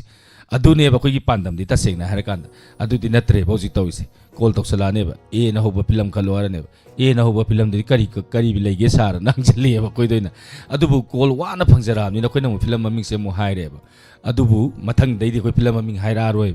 aduna caller sing na su akoi na hona jaise call phangda ba sing sing mayam sigi ne yai tare aduna masigum ba koi yam surprise oi ba yam sadali dum palauna koi na laurak ba saisak ba natraga na saisak bi ga koi law thori se sa atai gi tana te phangudra ba sing aduga toina call phangda ba sing da khudong sa ba pijai ni hai tare hello sir mingle phone tapi singa kham yam nungai jai lantok sari ba toram se da saru ya bira pa ima kari wa phum tambi gani tambi se na sigi pung ni walon ja ai gi pung ni wam dam khong khong se ge akoi gi sorok da thawi ba gari ji da pai de gi hana ni la ko ji gi da gari je oklo ga shi ba gari je ne ba ado kari ma na ko ye matai anda sakani thawra ga ka chen chali ba ko je moi na na thalla ga thawba ko kut kai ma le ra ma ga di akoi ji thande ni ko ji ba cha ting ge ni ko so kan ado oklo dai ba ji no ni je hamna te ne ge ba mo je ma nga sibuli sinde challa ga di ne mo na matai na thalla thawba je ni le de sali ge te ji ge ko ade ge mo so chung bu ma gari je sai ge mo ya tin da gi thawbu bi ko ran ga ni athu ba gi thawbu bi ko ran ga ne ba ado ni je che ge ba mo je ya ani ne ma gari ani ge ya ba ni se ta hanna te ne ge da de ge ano ma de ge mo ade ge mo gari mo ko mo pa ma thau ge ma ngau su na mo mo ina ko ko chi thau de nai ding khong na sali ding ko ko sa le ba mo sin na ko ko da ga di dan bi ka ba de thai jel le ba akoi ma tai da sa tan thau do ko ge han ni ge da ge kan mo po la man le ba chi to ge no na hai to ge ra ka thank you tham sawiya birappa imagi wafam yam pajawa wafam ni thank you thagachari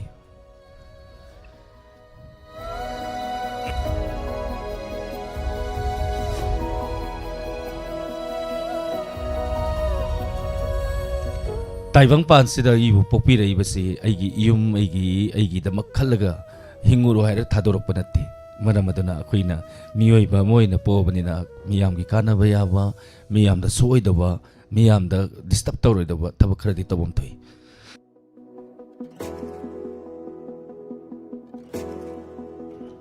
aduna isa gi katang khan tar gadi hingba se yam lai hai tare aduna koina gari thoboi gera mo gera aina thori ba gari sina ai matung da lai ba mi si soka doira natragana aina thori ba gari sina mi ji theng duri bra haibasi am kupna gari thobam di mathau tai anyway mathangi color da mukudong sa pijarake suggestion lepaktri madam anandi okram na isai do oina tawbiro e na hobo o na hobo isai sakwa sa lo yengzage madam hello sir taram nuksari minglai fam takpiu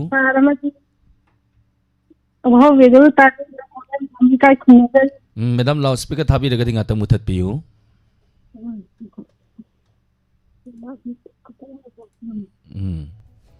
madam kari wafam thambi gani thambi se call thamdo kare loudspeaker thambi mutalo arur bagi hello Hello. Nakandagi radio do ima hana ta leithabiu.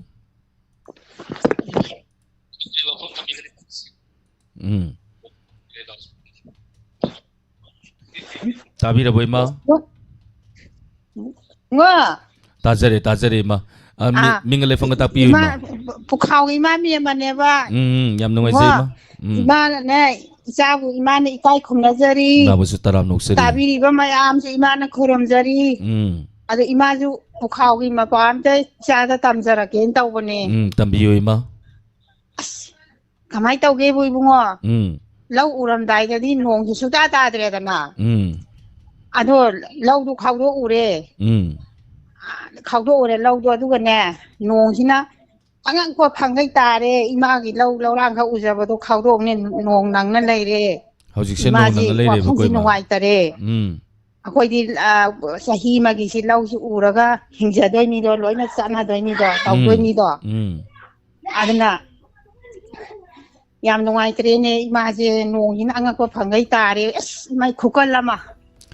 aduni ne ma hojik thenari ba wa ba ju yara roi ado yam nungai tare bungo aduni ma hojik thenari se awa ba sa laiba lai ji ju khangde kaino taw ba yawra bra khangde da jing ma matam da na nong ni ta bi dre adai bi law lom dai ji da nong ji ka kan na ta re yong tawri Dunis ima akogi weather se yungon ona badawna haitare ni koima yam kan na ta yam phajana ma mi su ai hinga tara di pura yara ro ima yam khanjal lagum si ngasi dagi nong hangbo irasi hangala si hoi ado ane ima na ne na ngom ta haije ge ban han ne isha hoi gi diamond tv da kaksin gi ai ima na bi ita dai na lam yam harau je yam nuai je na ba phara lam ba to yam nuai je ma u ba da ko ima yam harau yam nuai je adagi han hairok ta gi shu hai do kai hai do nong de isa na phamba numita tamogi sei salak pa do yam phajana salak to roi bungo oh isai adu yam aina de uji tarang ngodar hangdi shudo ai imana ne as ai thagat pasi ko ding mi gi ithanda phajana sakhi bai wani dai bungo sarna siya hai asi yam phajana kudol tamakre isai no buni atare tasena ra kanda adu ima ju yam thagat le ba ko as aina ne ma akhoi diamond tv ta ba akhoi kangbu ji ai ra hira ba lai da ko aina khalle ko imana yam phajan sala khare bungo imana thagasari tarang wadra khangde tarangani ma anam thabak suna haidi furniture gi hojik si upu kangdon gi matam yorok pa haitare lohong bo pantha yorok pani na imana ne nong ta ba ji nang tamja gen tawja ko ni ima thamjarage thank you ima ta chari ngangi sei salak bu sar tai sar adum sofa da phamaga adu ko gi lanthok ji chari ba program si sar adum yengi sar na hai phaja salak ri price pi ba ya ba chani masi ai pirak pasu ya na leiri haidi kai gino hai kan da yam nauri bai sei mani ta sengna thangai bajana khoigi yam honesty we na haijara matam da isai adu thajari ba koi phadri hauji pau isai gi suri khangaga samaina sakpani de khangaga pura khoina dry da haitare yam kangna music ke ke yaw da bi sakpaji haitri haitare aduga ngangi color do ai maming kau tok sagre ai program hankalang tang yeng sage yam pajana kulo tame isai yam pajana salai haitare ko isai do thank you isai sapiram mi ba osa budu thagachari hello ming le phone tak piu oh ai thawan dai ima me mane yam nungai zai ma kai wafam thambi gani thambi sui sa ju kai khumda ba uchari tabi ri ba mayam ju kai khumda uchari ita me magi nong sui na huji choli hai pa do wa khoi gina khaw da bida loina ma phauje tu tharaga chotana leire hantakti yang wana dori aduga isana nokfe tawbadu da binding da ne sai da ne bai su phone jam tang tai taw yenge na tawrok pa je ado na ma mem na han to khre iba antaki kogi lawye ba kan da ising sauksalak pa lawye ram da law ahan banate aduna ima iso khoram si ima di law loidri bau nong surak taba hojik suri ba nong se hangar sanu tasena nungai taba hai taraga di sahi magi sajaga duri ba fawadu khawrga thamma targa di ising yam nong se leba targa di ising chawsalak to ni maton thoksalak to ni hai tare mang do ni hai tare mani mi adagi kanogi nangi tamona Delhi-da chakok chapagi phaijong-ai sepado chaudam sangdam phajai adum ure mayam harau harau tawbado jare aduga ngarang je likem da leiba sinau mana magi nungai taba chakobagi yam nungai tana mana peri peri kapaga haigi badu ai ju ima ju ai sangoi khra sai na sengtokpada tabo ai ju pi tare kamaina khangam ne khoina nong phado maira paiba hing lek japada khoi tum ya dri dune ba yum na da ba je adumaina tawrongani da ko khanbada nong jing ta sale hoji moina khanba wa khan mayam je khalam da wa yum mai thadok bidana mafi maron po chai loi hundu mini do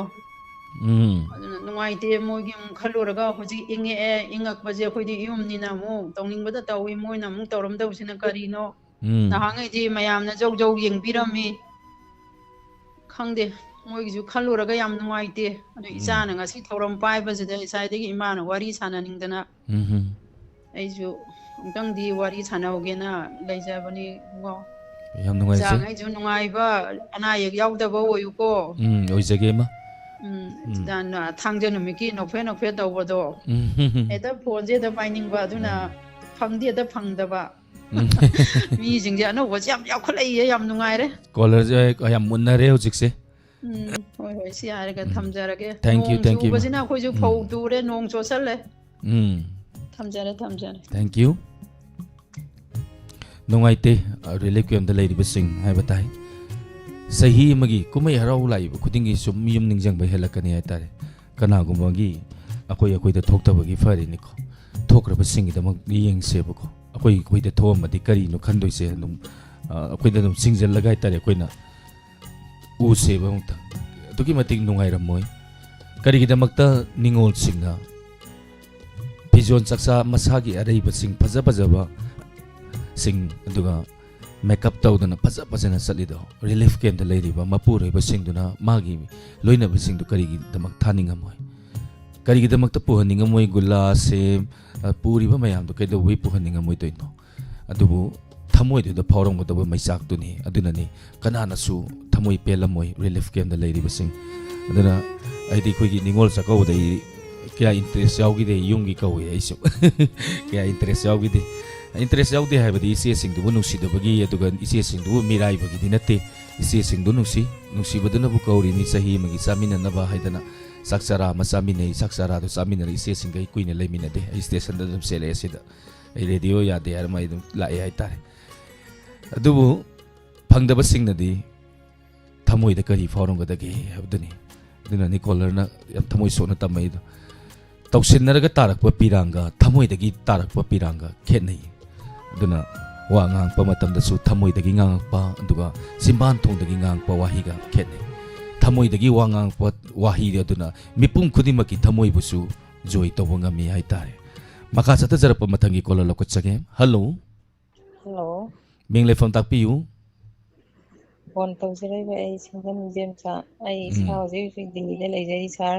madam dale de kai hona biri no madam ana bagi leirira ana bagi lai jabne sir ano james ke budi pokning waron do budi dum mai wari sana jai okay ado sir hogi any program kuding mukta phone je try tau je ado pai laite pangbagi pangal laite madam program gi akoi gi phone pangbagi se khut se yam yang ba mathau ta aduna ni khut yang ba kanggu di adun nungti gi phangi se pang de sa kari hai de no aduna phangakani madam sa te aina program de atopa out of station oiraga sar na mot silingai da sar khonje jang tam wari sana ning dana try ka bune du ngasi di phangi yam nungai je madam call to birapa oi ado khoi je Delhi da ai sa mit ki yeng japada ai isa nupi sida nurse oraga leibane aduga mai mama bine ko room leibu punna dengi positive club oibane ba ming dong tang haibiu madam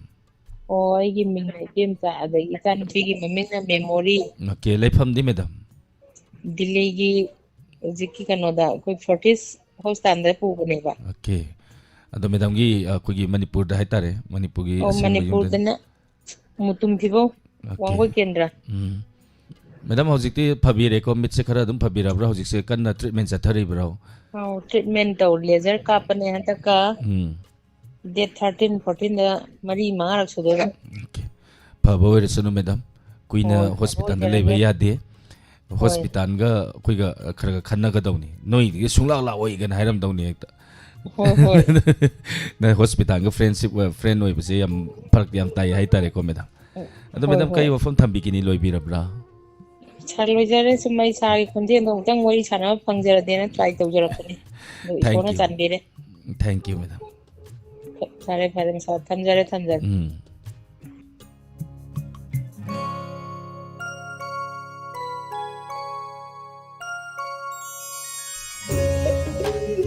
hello तराम नोक्सरी मिंगले फंग ताकपियु madam loud speaker थाबी बमालिंग आतम मुथत पियु सॉरी सर मिंग सराम सागिनबी हाउबी देनी सर याम नुंगाइसे मैडम सारगा अमुक तो वारी सानजदरी न तौजरपने ngasi na hamro madam ai ga thengna jari se aw mane ham okay kari wafam thambigani thambiyu nung taba de lomi ji awaba uba ji kai khum awaba phunguk jari sa duga sargi kananangi nasi khudum program khudim sargi loi ta jai live yawa ngam jadraga jo si hai ke na tawjarapani sa thank you madam lawsing lawuriba mayam di yam awaba mayona de hojik se kai sing nong tasalak pasina sing ba hai tare thank you madam aduga entertainment program kanana nga mi na se dum saru yabiu hantak na sendoi sabi olini sendoi khomba chatori hantak Saturday numit ko samjarage sa nupi sabi sum ikai sala sa ni da kai gi no ai kan da yum da aduga tonga tonga pham ka chapada ming olen tokre ikai bu di leidana ko sum olini ga bazar manung dogi ga kauri baise o sum koi bu masa khangbi bu sing ai tare kaksing sala su thawan sa su any somewhere adum mafam khara da dum sala su dum olini maming sakib do keso kai de ai kari kan tore hoji oza tolan oza tolan je heman ta kawi amo koi ga phawa manare ai baina te ko makoi jo dum kaur dum saki keso kai de da na ai ona olini ko rakpadi ai saude adu pukning waro da de olini hai base makobira no jine na hai jari se kai gi no hai kan da lantok sari ba thorom se khwaidigi maru oi ba langna gumsi langna ba leitana koi thorom se mapung phan je tare ngasi di yam nungai pukning waro thorom saru ya birak li basing thank you masa sing ni akoi se aduna masa sing na nupi ga saw de nuksi da na imai ben sing sina olini adu tawba da tawba du da tawai tare ne ko adu pukning waron da aina ngan hai jaki ba to pukning waron khatang makta ba to akoi gi lanthoyo program sing se ta da mayam ma yauri hai tare thorom se aduna makoi gi mamang da olini ko ro podi ikai ba adu gi ni hello mingle phone tak piu thawang ki til kai man kol je ji mulane ja yam nungai zai ma kari wa phone thambi gani thambiu jil su kala chakras ne out of station noi gre ma shooting ma sakre program ko ni mai loi na ta jai ma ji tabiu ha tabiu ma puning thaw piu thank you tai isan pa nai ne imai ma olen je olini chao da dum pulap kana chik tan to ta le kai yu ta tai nge tv da yam nungai zai ma male program ko ding lu ni tai ngai ke thabak si yang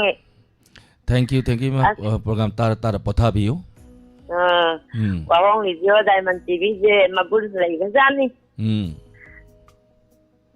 koi sa do thaga chen taw bani na thank you ima tagachari ta gi chebu nga bada ma ju cha gum bani no inau hai tare inau ba gum ba ado ma je ai wa khandari ani chubai choni na khala lai ni ani chubai shori mana ji loi hai thank you thaga pira patha chari ma WAHONG Radio Diamond TV도 타갔더니. Thank you 이마 다짜리. 아저 쿠바쿠부도 거기 걔가 들었나 쿠바쿠부지 매한 쿠바쿠비가 좀 구리니 거기. 너도 좀 구박고. 구비유 이마. 매한 쿠바홍 구비 와도. 구리니 빠닥빠닥빠닥 내 이찬 빨래 또 이거 그 많이 나오잖아 이. 아니 나는 쿠바쿠아지 구리네. Thank you 이마. Tarom saruya biraktaran tarom apong paham biramba. Thank you.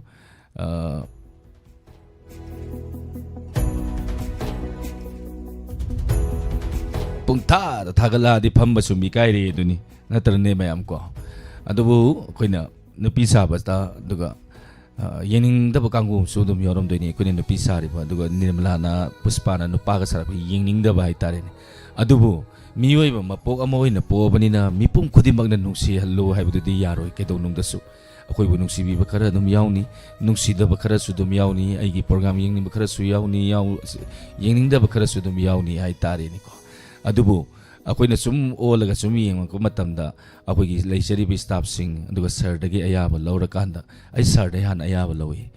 maram di kay gino ai transgender nattabani na sir ai nupi saninge kay gino nupi saninge si kay gino ay kanda imay ben sing kamay mataw karam na nuholak sigen ai gi ngamjaba upay tirak pani hay tare ai gi kay hay ni ai na haizabi ulak pani hay tare ni ko masidi mimi gi magi personality ni haitare adu boy gi oizaba leizaba sing adu uthok sar ini mayam da adu ga imai ben sing na kan nok tana phamung dagi ga ta dana tongan ba za yam tawri sing je haitare ni ko masi koina sum yeng matam da dum lep tana dum sara ni ai nupi se adu moina maning ba dum man sanu yening da ba kangu da dum yeng da sanu ayeng ba kangu da dum yeng sanu akoi gi di karino pandam khwaidagi akoina nupi sariba asi kari na nupa sariba sina kari pandam di ima iben sing nokpa aduga kanagumba amna su hekta hairi senen se phagi ta la ka tore ga na ayo yam honesty wena ni hai senen se phagi ta la pana te akoina tori sin ko entertainment channel ni atopa senen singa mana de aduga lantok sari ba thorma se platform ni panda aduga tv channel sing da aduga youtube facebook tonga ba platform ni panda lantok sar ko thorma mo ibani na atopa channel sing adi mana roi ko gadi entertainment channel amadi humanitarian service channel ni hai tare anyway makasa ta jarapa mathangi caller aina nga nupi saba to ni harubuda ima yang khai mu call tori nupi saba to pe roi phanek thilakane ga pirut purit thilakane ga sana thilakane ga ngarang chodum la adum thilami adu isam kunau dagi ima oi dagi yari pok khoirom dagi ima hoi ke kru dagi ima hoi ai ulaktri photo ula ani yari pok bazar manung da kapa yari pok bazar salubuda sana ne aduga sigi kokta phana ba butterfly hai tare leak loi pire ima sing ai tare ai maming matha ai kram magul leina program no mitoina lok thok sarake hello ozaming le phang tak piu sorry wang khang pli degi sejam lenin yam nungai jai waza lan thok sari ba thor ma se saru ya sejam re nu gi mapuro bine okay kaka yam nungai jai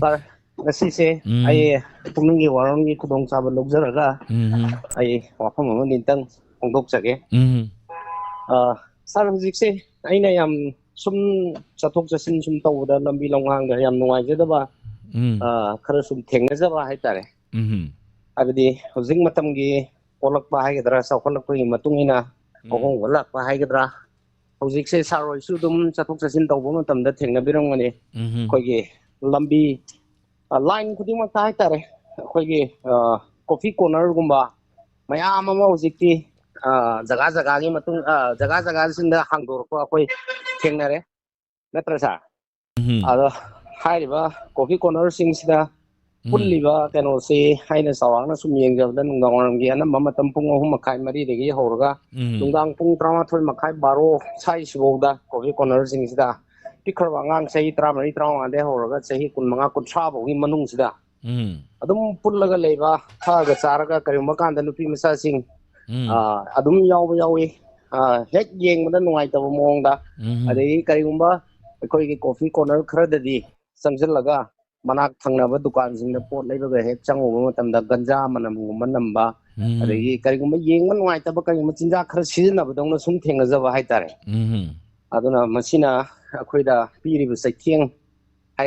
ꯍꯥꯏꯕ ꯇꯥꯔꯦ ꯍꯥꯏꯕꯗꯤ ꯇꯨꯡꯗ ꯂꯥꯛꯀꯗꯕ ꯀꯩꯅꯣꯁꯦ ꯑꯩꯈꯣꯏꯅ ꯑꯩꯅ ꯁꯨꯝ ꯈꯟꯕꯗ ꯑꯩꯅ ꯌꯥꯝ ꯋꯥꯖꯕ ꯍꯥꯏꯇꯥꯔꯦ ꯄꯨꯛꯅꯤꯡꯁꯤꯗꯀꯣ ꯍꯥꯏꯗꯤ ꯍꯧꯒꯠꯂꯛꯏꯕ ꯇꯨꯡꯒꯤ ꯌꯨꯝꯕꯤꯔꯦꯟ ꯑꯣꯏꯍꯧꯒꯗꯧꯔꯤꯕ ꯑꯉꯥꯡꯁꯤꯡꯁꯤꯗ ꯍꯧꯖꯤꯛ ꯍꯣꯡꯉꯛꯏꯕ ꯃꯇꯝꯒꯤ ꯏꯆꯦꯟꯁꯤꯗ ꯇꯧꯊꯔꯒ ꯃꯈꯣꯏꯅ ꯍꯌꯦꯡ ꯇꯨꯡꯒꯤ ꯄꯨꯟꯁꯤꯗ ꯑꯣꯏꯍꯧꯒꯗꯕ ꯐꯤꯕꯝꯁꯦ ꯑꯗꯣ ꯃꯔꯛꯁꯤꯗꯩꯁꯤꯗ ꯑꯩꯅ ꯊꯝꯖꯅꯤꯡꯕꯁꯦ ꯑꯉꯥꯡꯁꯤꯡꯁꯤ ꯒꯥꯏꯗ ꯇꯧꯕꯤꯔꯤꯕ ꯌꯨꯝꯒꯤ ꯑꯍꯜ ꯂꯃꯟ ꯃꯄꯥ ꯃꯃꯥꯁꯤꯡ ꯍꯥꯏꯇꯥꯔꯦ ꯏꯆꯥꯁꯤꯅ ꯅꯣꯡꯃꯒꯤ ꯃꯅꯨꯡꯗ ꯄꯨꯡ ꯑꯁꯨꯛꯇꯒꯤ ꯊꯣꯛꯈ꯭ꯔꯒ ꯑꯁꯨꯛ ꯐꯥꯎꯕꯗ ꯀꯔꯤ ꯆꯥꯔꯤ ꯀꯔꯤ ꯊꯛꯏ ꯀꯅꯥꯒ ꯀꯔꯤ ꯂꯣꯏꯅꯔꯤ ꯀꯗꯥꯏꯗ ꯆꯠꯂꯤꯅꯣ ꯃꯥꯅ ꯇꯧꯔꯤꯁꯤꯅ ꯀꯔꯤꯅꯣꯅ ꯌꯦꯡꯁꯤꯟꯕꯤꯗ꯭ꯔꯤꯕ ꯒꯥꯔꯖꯤꯌꯟꯁꯤꯡ ꯃꯄꯥ ꯃꯃꯥꯁꯤꯡꯁꯦ ꯑꯩ ꯈꯤꯇꯪ ꯌꯦꯡꯁꯤꯟꯍꯟꯅꯤꯡꯉꯤ ꯃꯔꯝꯗꯤ ꯈꯨꯗꯣꯡꯊꯤꯕ ꯑꯩꯁꯤ ꯊꯪꯅꯕ ꯃꯤꯀꯨꯞꯇ ꯁꯦꯀꯦꯟ ꯐꯥꯕꯣꯠꯇꯦ ꯐꯠ ꯂꯥꯎꯅ ꯊꯣꯛꯂꯛꯀꯗꯣꯏꯅꯤ ꯑꯗꯣ ꯈꯨꯗꯣꯡꯊꯤꯕ ꯑꯃ ꯇꯥꯕ ꯃꯇꯝꯗ ꯅꯨꯡꯁꯤꯈ꯭ꯔꯕ ꯏꯆꯥꯗꯣ ꯃꯄꯨꯟꯁꯤ ꯃꯥꯡꯈꯤꯕ ꯌꯥꯏ ꯅꯠꯇ꯭ꯔꯒ ꯏꯖꯠ ꯃꯥꯡꯕ ꯊꯕꯛ ꯑꯃ ꯍꯦꯛ ꯇꯧꯔꯛꯄ ꯃꯇꯝꯗ ꯁꯥꯒꯩ ꯅꯥꯇꯩ ꯄꯨꯂꯞ ꯆꯦꯟꯊꯔꯛꯄ ꯌꯥꯏ ꯁꯥꯔ ꯅꯠꯇ꯭ꯔꯥ ꯑꯗꯨꯅ ꯃꯁꯤꯒꯨꯝꯕ ꯃꯌꯥꯝꯁꯦ ꯑꯩꯅ ꯁꯨꯝ ꯊꯦꯡꯅꯖꯕꯗ ꯌꯥꯝ ꯅꯨꯡꯉꯥꯏꯇꯕ ꯍꯥꯏꯇꯥꯔꯦ ꯃꯁꯤꯈꯛ ꯐꯣꯡꯗꯣꯛꯆꯒꯦ ꯇꯧꯕꯅꯦ ꯂꯣꯏꯅꯅ ꯁꯥꯔꯅ ꯉꯁꯤ ꯐꯥꯎꯕꯗ ꯗꯥꯏꯃꯟ ꯆꯦꯅꯦꯜꯁꯤꯗꯩꯁꯤꯗ ꯑꯩꯅ ꯁꯨꯝ ꯊꯦꯡꯅꯖꯕꯗ ꯑꯩꯗꯤ ꯐꯣꯟꯗꯤ ꯀꯌꯥ ꯇꯧꯗꯦ ꯑꯩꯈꯣꯏ ꯃꯦꯗꯥꯝꯅ ꯁꯨꯝ ꯇꯧꯕꯅꯤ ꯑꯗꯣ ꯑꯩ ꯇꯥꯕꯗꯤ ꯂꯣꯏꯅ ꯇꯥꯏ ꯑꯗꯣ ꯑꯩꯅ ꯁꯨꯝ ꯊꯦꯡꯅꯖꯕ ꯃꯇꯝꯗ ꯁꯥꯔꯗ ꯒꯨꯟ ꯑꯃꯈꯛ ꯌꯥꯎꯋꯦ ꯃꯁꯤ ꯑꯩ ꯄꯨꯛꯅꯤꯡꯗꯒꯤ ꯍꯥꯏꯖꯕꯅꯤꯀꯣ ꯍꯥꯏꯗꯤ ꯁꯥꯔꯗ ꯒꯨꯟ ꯑꯃꯈꯛ ꯌꯥꯎꯋꯦ ꯍꯥꯏꯗꯤ ꯃꯤ ꯁꯨꯝꯕ ꯉꯝꯕ ꯑꯗꯒꯤ ꯑꯋꯥ ꯑꯅꯥ ꯀꯥꯎꯊꯣꯛꯑꯒ ꯉꯥꯏꯍꯥꯛ ꯁꯥꯔꯒꯤ ꯀꯩꯅꯣꯗꯨꯗꯩꯗ ꯇꯤꯜꯍꯟꯕ ꯉꯝꯕ ꯑꯗꯨꯒꯨꯝꯕ ꯁꯥꯔꯒꯤ ꯒꯨꯟ ꯑꯃ ꯌꯥꯎꯋꯤ ꯌꯥꯝ ꯅꯨꯡꯉꯥꯏꯖꯩ ꯑꯍꯜ ꯑꯣꯏꯔꯕ ꯏꯃꯥ ꯏꯕꯦꯟꯁꯤꯡ ꯑꯋꯥꯕ ꯃꯌꯥꯝ ꯑꯃ ꯑꯩꯈꯣꯏ ꯂꯣꯏꯅꯔꯒ ꯂꯩꯔꯒꯁꯨ ꯁꯥꯔꯒꯤ ꯉꯥꯏꯍꯥꯛ ꯄꯨꯡꯈꯥꯏ ꯑꯃꯒꯤ ꯄꯨꯡ ꯑꯃꯒꯤ ꯁꯥꯔꯒꯤ ꯆꯦꯅꯦꯜꯁꯤꯗꯩꯁꯤꯗ ꯂꯥꯛꯄ ꯃꯇꯝꯗ ꯅꯣꯛꯄ ꯑꯗꯒꯤ ꯃꯣꯏꯅ ꯉꯥꯡꯊꯣꯔꯛꯄ ꯑꯗꯒꯤ ꯀꯩꯅꯣ ꯇꯧꯔꯤꯕ ꯃꯣꯏꯒꯤ ꯊꯃꯣꯏꯗ ꯇꯥꯔꯤꯕ ꯃꯃꯤꯗꯣ ꯐꯣꯡꯗꯣꯔꯛꯄ ꯃꯇꯝꯗ ꯌꯥꯝ ꯅꯨꯡꯉꯥꯏꯖꯕ ꯍꯥꯏꯇꯥꯔꯦ ꯃꯗꯨꯒꯤꯗꯃꯛꯇꯁꯨ ꯁꯥꯔꯕꯨ ꯍꯥꯏꯅꯤꯡꯉꯥꯏ ꯂꯩꯇꯅ ꯊꯥꯒꯠꯆꯔꯤ ꯊꯦꯡꯛ ꯌꯨ ꯑꯣꯖꯥ ꯊꯥꯒꯠꯄꯤꯔꯛꯄ ꯊꯥꯒꯠꯆꯔꯤ ꯌꯥꯝ ꯃꯔꯤꯛ ꯆꯨꯝꯕ ꯋꯥꯐꯝ ꯀꯌꯥ ꯑꯃ ꯊꯝꯕꯤꯔꯝꯃꯤ ꯊꯦꯡꯛ ꯌꯨ ꯊꯝꯖꯔꯦ ꯁꯥꯔ ꯌꯥꯝ ꯆꯨꯝꯕ ꯌꯥꯝ ꯐꯖꯕ ꯀꯥꯟꯅꯕ ꯌꯥꯕ ꯍꯥꯏꯇꯥꯔꯦꯅꯦꯀꯣ ꯃꯃꯥ ꯃꯄꯥ ꯑꯣꯏꯕꯁꯤꯡꯒꯤ ꯔꯦꯁꯄꯣꯟꯁꯤꯕꯤꯂꯤꯇꯤ ꯃꯆꯥ ꯑꯣꯏꯕꯁꯤꯡꯗ ꯀꯔꯝꯕ ꯃꯤꯠꯌꯦꯡ ꯌꯦꯡꯒꯗꯒꯦ ꯍꯥꯏꯕꯗꯨꯅꯤ ꯌꯥꯝ ꯃꯔꯨꯑꯣꯏꯕ ꯀꯩꯅꯣꯅꯤ ꯋꯥꯍꯩ ꯋꯥꯇꯥꯅꯤ ꯍꯧꯖꯤꯛ ꯍꯥꯏꯕꯤꯔꯝꯃꯤꯗꯣ ꯃꯌꯥꯝꯁꯨ ꯇꯥꯁꯟꯕꯤꯌꯨ ꯌꯥꯝ ꯇꯉꯥꯏ ꯐꯗꯕ ꯑꯗꯨꯒ ꯌꯥꯝ ꯐꯖꯕ ꯋꯥꯐꯝ ꯍꯥꯏꯇꯥꯔꯦ ꯑꯗꯨꯒ ꯃꯊꯪꯒꯤ ꯀꯣꯂꯔ ꯑꯃꯨꯛ ꯂꯧꯈꯠꯆꯗ꯭ꯔꯤꯉꯩꯗ ꯂꯝꯗꯝ ꯑꯁꯤꯗ ꯂꯩꯔꯤꯕ ꯋꯥꯈꯜ ꯏꯟꯖꯥꯏꯇꯤ ꯂꯩꯕ ꯁ꯭ꯇ꯭ꯔꯦꯁ ꯂꯩꯕꯁꯤꯡ ꯑꯗꯨꯛꯀꯤ ꯃꯇꯤꯛ ꯌꯥꯝꯃꯤ ꯑꯗꯨꯅ ꯉꯥꯏꯍꯥꯛꯇꯪ ꯑꯣꯏꯔꯁꯨ ꯄꯣꯊꯥꯅꯕ ꯍꯥꯏꯗꯅꯅꯤ ꯑꯩꯈꯣꯏꯅ ꯆꯣꯡ ꯐꯟꯗꯅ ꯌꯣꯡ ꯑꯃꯨꯛ ꯁꯥ ꯍꯨꯏ ꯑꯃꯨꯛ ꯁꯥ ꯑꯗꯨꯒ ꯁꯪꯒꯣꯜ ꯑꯃꯨꯛ ꯁꯥ ꯇꯧꯔꯤꯁꯦ ꯑꯗꯨ ꯃꯌꯥꯝ ꯑꯗꯨꯝ ꯄꯣꯊꯥꯃꯤꯟꯅꯁꯤ ꯍꯔꯥꯎ ꯍꯔꯥꯎ ꯑꯗꯨꯝ ꯆꯦꯅꯦꯜ ꯑꯁꯤꯗ 90.0 ꯋꯥꯍꯣꯡ ꯔꯦꯗꯤꯑꯣ ꯇꯥꯕꯤꯔꯒ ꯑꯗꯣꯝꯒꯤ ꯄꯨꯛꯅꯤꯡ ꯋꯥꯈꯜ ꯄꯣꯊꯥꯕꯤꯌꯨ ꯑꯋꯥꯕ ꯋꯥꯈꯜꯗꯤ ꯃꯤꯄꯨꯝ ꯈꯨꯗꯤꯡꯃꯛ ꯇꯨꯝꯃꯝꯗꯥꯏꯗ ꯃꯣꯟꯒ ꯍꯦꯛ ꯇꯥꯏꯅꯕ ꯃꯇꯝꯗ ꯑꯋꯥꯕ ꯄꯨꯝꯅꯃꯛ ꯅꯤꯡꯁꯤꯡꯏ ꯏꯆꯥ ꯂꯩꯈꯤꯗꯕ ꯏꯄꯨꯔꯣꯏꯕ ꯀꯥꯏꯅꯕ ꯁꯦꯜ ꯂꯩꯇꯕꯒꯤ ꯇꯣꯉꯥꯟ ꯇꯣꯉꯥꯟꯕ ꯍꯤꯔꯝ ꯀꯌꯥꯒꯤ ꯄꯨꯝꯅꯃꯛ ꯅꯤꯡꯁꯤꯡꯐꯝꯅꯤ ꯇꯨꯝꯃꯝꯗꯥꯏ ꯃꯤꯀꯨꯞꯇ ꯑꯗꯨꯕꯨ ꯍꯥꯏꯔꯤꯕ ꯇꯨꯝꯃꯝꯗꯥꯏ ꯃꯤꯀꯨꯞ ꯑꯁꯤꯗ ꯑꯩꯈꯣꯏꯅ ꯍꯣꯠꯅꯖꯔꯤꯁꯤꯅ ꯃꯤꯅ ꯎꯠꯀꯤ ꯎꯁꯤꯜꯂꯣꯏ ꯇꯣꯛꯑꯣ ꯍꯥꯏꯗꯅ ꯅꯨꯄꯤ ꯑꯃꯨꯛ ꯁꯥ ꯑꯗꯒꯤ ꯅꯣꯛꯅꯕ ꯍꯥꯏꯗꯅ ꯌꯥꯝ ꯂꯦꯝꯅ ꯋꯥ ꯉꯥꯡꯉꯒ ꯄ꯭ꯔꯣꯒ꯭ꯔꯥꯝ ꯇꯧꯕ ꯌꯥꯏ ꯀꯔꯤꯒꯤ ꯌꯥꯔꯣꯏꯗꯣꯏꯅꯣ ꯑꯗꯨꯕꯨ ꯑꯩꯈꯣꯏꯅ ꯍꯣꯠꯅꯖꯩꯁꯤꯅ ꯏꯃꯥ ꯏꯕꯦꯟꯁꯤꯡꯁꯦ ꯅꯣꯛꯆꯁꯅꯨ ꯄꯦꯟ ꯅꯣꯛꯆꯁꯅꯨꯅ ꯅꯣꯛꯄꯗ ꯃꯌꯥ ꯄꯥꯏꯊꯣꯛꯈꯤꯗꯅ ꯃꯌꯥ ꯊꯤꯟꯅꯔꯤꯅꯤ ꯁꯤ ꯅꯨꯡꯉꯥꯏꯇ꯭ꯔꯅꯦꯀꯣ ꯏꯃꯥꯗꯨ ꯃꯌꯥ ꯍꯥꯞꯆꯕ ꯃꯌꯥꯅꯤ ꯃꯩꯔꯥ ꯁꯪꯗ ꯏꯔꯩꯄꯥꯛ ꯏꯔꯝꯗꯝ ꯑꯁꯤꯒꯤꯗꯃꯛꯇ ꯃꯆꯥꯁꯤꯡꯕꯨ ꯀꯗꯥꯏꯗ ꯀꯔꯤ ꯁꯣꯏꯈꯤꯒꯗꯒꯦꯅ ꯅꯨꯡꯉꯥꯏꯔꯕ ꯐꯃꯨꯡꯗ ꯇꯨꯝꯗꯗꯅ ꯕꯖꯥꯔꯗ ꯀꯩꯊꯦꯜꯗ ꯊꯣꯛꯂꯛꯑꯒ ꯃꯩꯔꯥ ꯁꯪꯗ ꯆꯪꯉ ꯇꯨꯝꯃꯤꯉꯩꯗꯨꯗ ꯄ꯭ꯔꯣꯒ꯭ꯔꯥꯝ ꯑꯁꯤ ꯇꯥꯔꯒ ꯊꯥꯕꯜ ꯆꯣꯡꯕꯗ ꯃꯌꯥꯗꯨ ꯄꯥꯏꯊꯣꯛꯈꯤꯗꯅ ꯃꯌꯥꯗꯨ ꯊꯤꯟꯅꯔꯤꯅꯤ ꯁꯤ ꯅꯨꯡꯉꯥꯏꯇ꯭ꯔꯅꯦ ꯁꯤ ꯋꯥꯔꯤꯁꯦ ꯁꯤꯅꯤꯗ ꯑꯩꯈꯣꯏꯅ ꯈ꯭ꯋꯥꯏ ꯄꯥꯝꯖꯔꯤꯁꯦ ꯏꯃꯥꯗ ꯑꯣꯏꯅ ꯄ꯭ꯔꯥꯏꯖ ꯄꯤꯈꯤꯗꯣꯏꯅꯤ ꯃꯌꯥ ꯄꯥꯏꯊꯣꯛꯄ ꯏꯃꯥꯗꯣ ꯑꯩ ꯑꯃꯨꯛꯇꯪ ꯂꯥꯛꯑꯗꯤꯅ ꯈꯜꯂꯤꯅꯤ ꯏꯃꯥꯗꯣ ꯑꯃꯨꯛꯇꯪ ꯀꯅꯥꯒꯨꯝꯕ ꯑꯃ ꯂꯩꯔꯗꯤ ꯑꯝꯇ ꯄꯨꯕꯤꯔꯛꯑꯣ ꯁꯤꯗ ꯆꯥ ꯒꯤꯂꯥꯁ ꯑꯝꯇ ꯊꯛꯃꯤꯟꯅꯒꯦ ꯏꯃꯥꯗ ꯃꯌꯥ ꯄꯥꯏꯊꯣꯛꯄꯤ ꯏꯃꯥꯅ ꯍꯥꯏꯔꯒ ꯍꯜꯂꯣ ꯍꯜꯂꯣ ꯃꯦꯗꯥꯝ ꯃꯤꯡꯒ ꯂꯩꯐꯝꯒ ꯇꯥꯛꯄꯤꯌꯨ ꯈꯨꯔꯥꯏꯗ ꯃꯦꯃꯤꯅꯦ ꯕꯤꯁꯅꯨꯄꯨꯔ ꯃꯦꯗꯥꯝ ꯁꯤꯗꯒꯤ ꯐꯣꯟꯁꯦ ꯃꯦꯠꯄꯁꯦ ꯑꯩꯅ ꯁꯥꯔꯒꯤ ꯐꯣꯟꯁꯤꯒ ꯑꯩꯒꯤ ꯐꯣꯟꯁꯤꯒ ꯆꯥꯟꯅꯗ꯭ꯔꯕ ꯐꯣꯟ ꯁꯨꯐꯝ ꯐꯪꯗꯦꯅ ꯋꯥꯔꯧ ꯂꯩ ꯑꯩꯁꯦ ꯑꯦꯁꯇ ꯑꯣꯐꯤꯁꯇ ꯑꯦꯁꯇ ꯎꯅꯒꯦꯅ ꯐꯝ ꯂꯩꯕꯅꯦꯕ ꯎꯅꯕꯒꯤ ꯇꯥꯏꯃꯤꯡꯁꯨ ꯋꯥꯠꯂꯤꯉꯩꯗ ꯐꯣꯟꯁꯤ ꯇꯧꯕ ꯑꯗꯨ ꯈꯪꯗꯣꯛꯈ꯭ꯔꯦ ꯗꯥꯎ ꯌꯥꯔꯦ ꯃꯦꯗꯥꯝ ꯑꯗꯨ ꯀꯔꯤ ꯋꯥꯐꯝ ꯊꯝꯕꯤꯒꯅꯤ ꯃꯦꯗꯥꯝ ꯊꯝꯕꯤꯁꯤ ꯑꯣꯖꯥꯗꯤ ꯊꯕꯛ ꯂꯩꯕꯅꯤꯅ ꯁꯥꯔꯀꯣ ꯀꯩꯅꯣꯅꯤ ꯑꯩꯁꯨ ꯀꯩꯅꯣ ꯇꯧꯔ ꯃꯣꯏꯒꯤ ꯑꯍꯥꯟꯕꯃꯛꯇꯗꯀꯣ ꯁꯥꯔꯒ ꯏꯕꯥꯅꯤ ꯀꯩꯅꯣ ꯇꯧꯔꯦ ꯂꯩꯔꯤꯕ ꯂꯥꯏꯐ ꯁꯥꯏꯟꯁꯇ ꯂꯩꯔꯤꯕ ꯋꯥꯍꯣꯡ ꯔꯦꯗꯤꯑꯣ ꯇꯥꯔꯤꯕ ꯑꯗꯒꯤ ꯄ꯭ꯂꯦꯠꯐꯣꯝ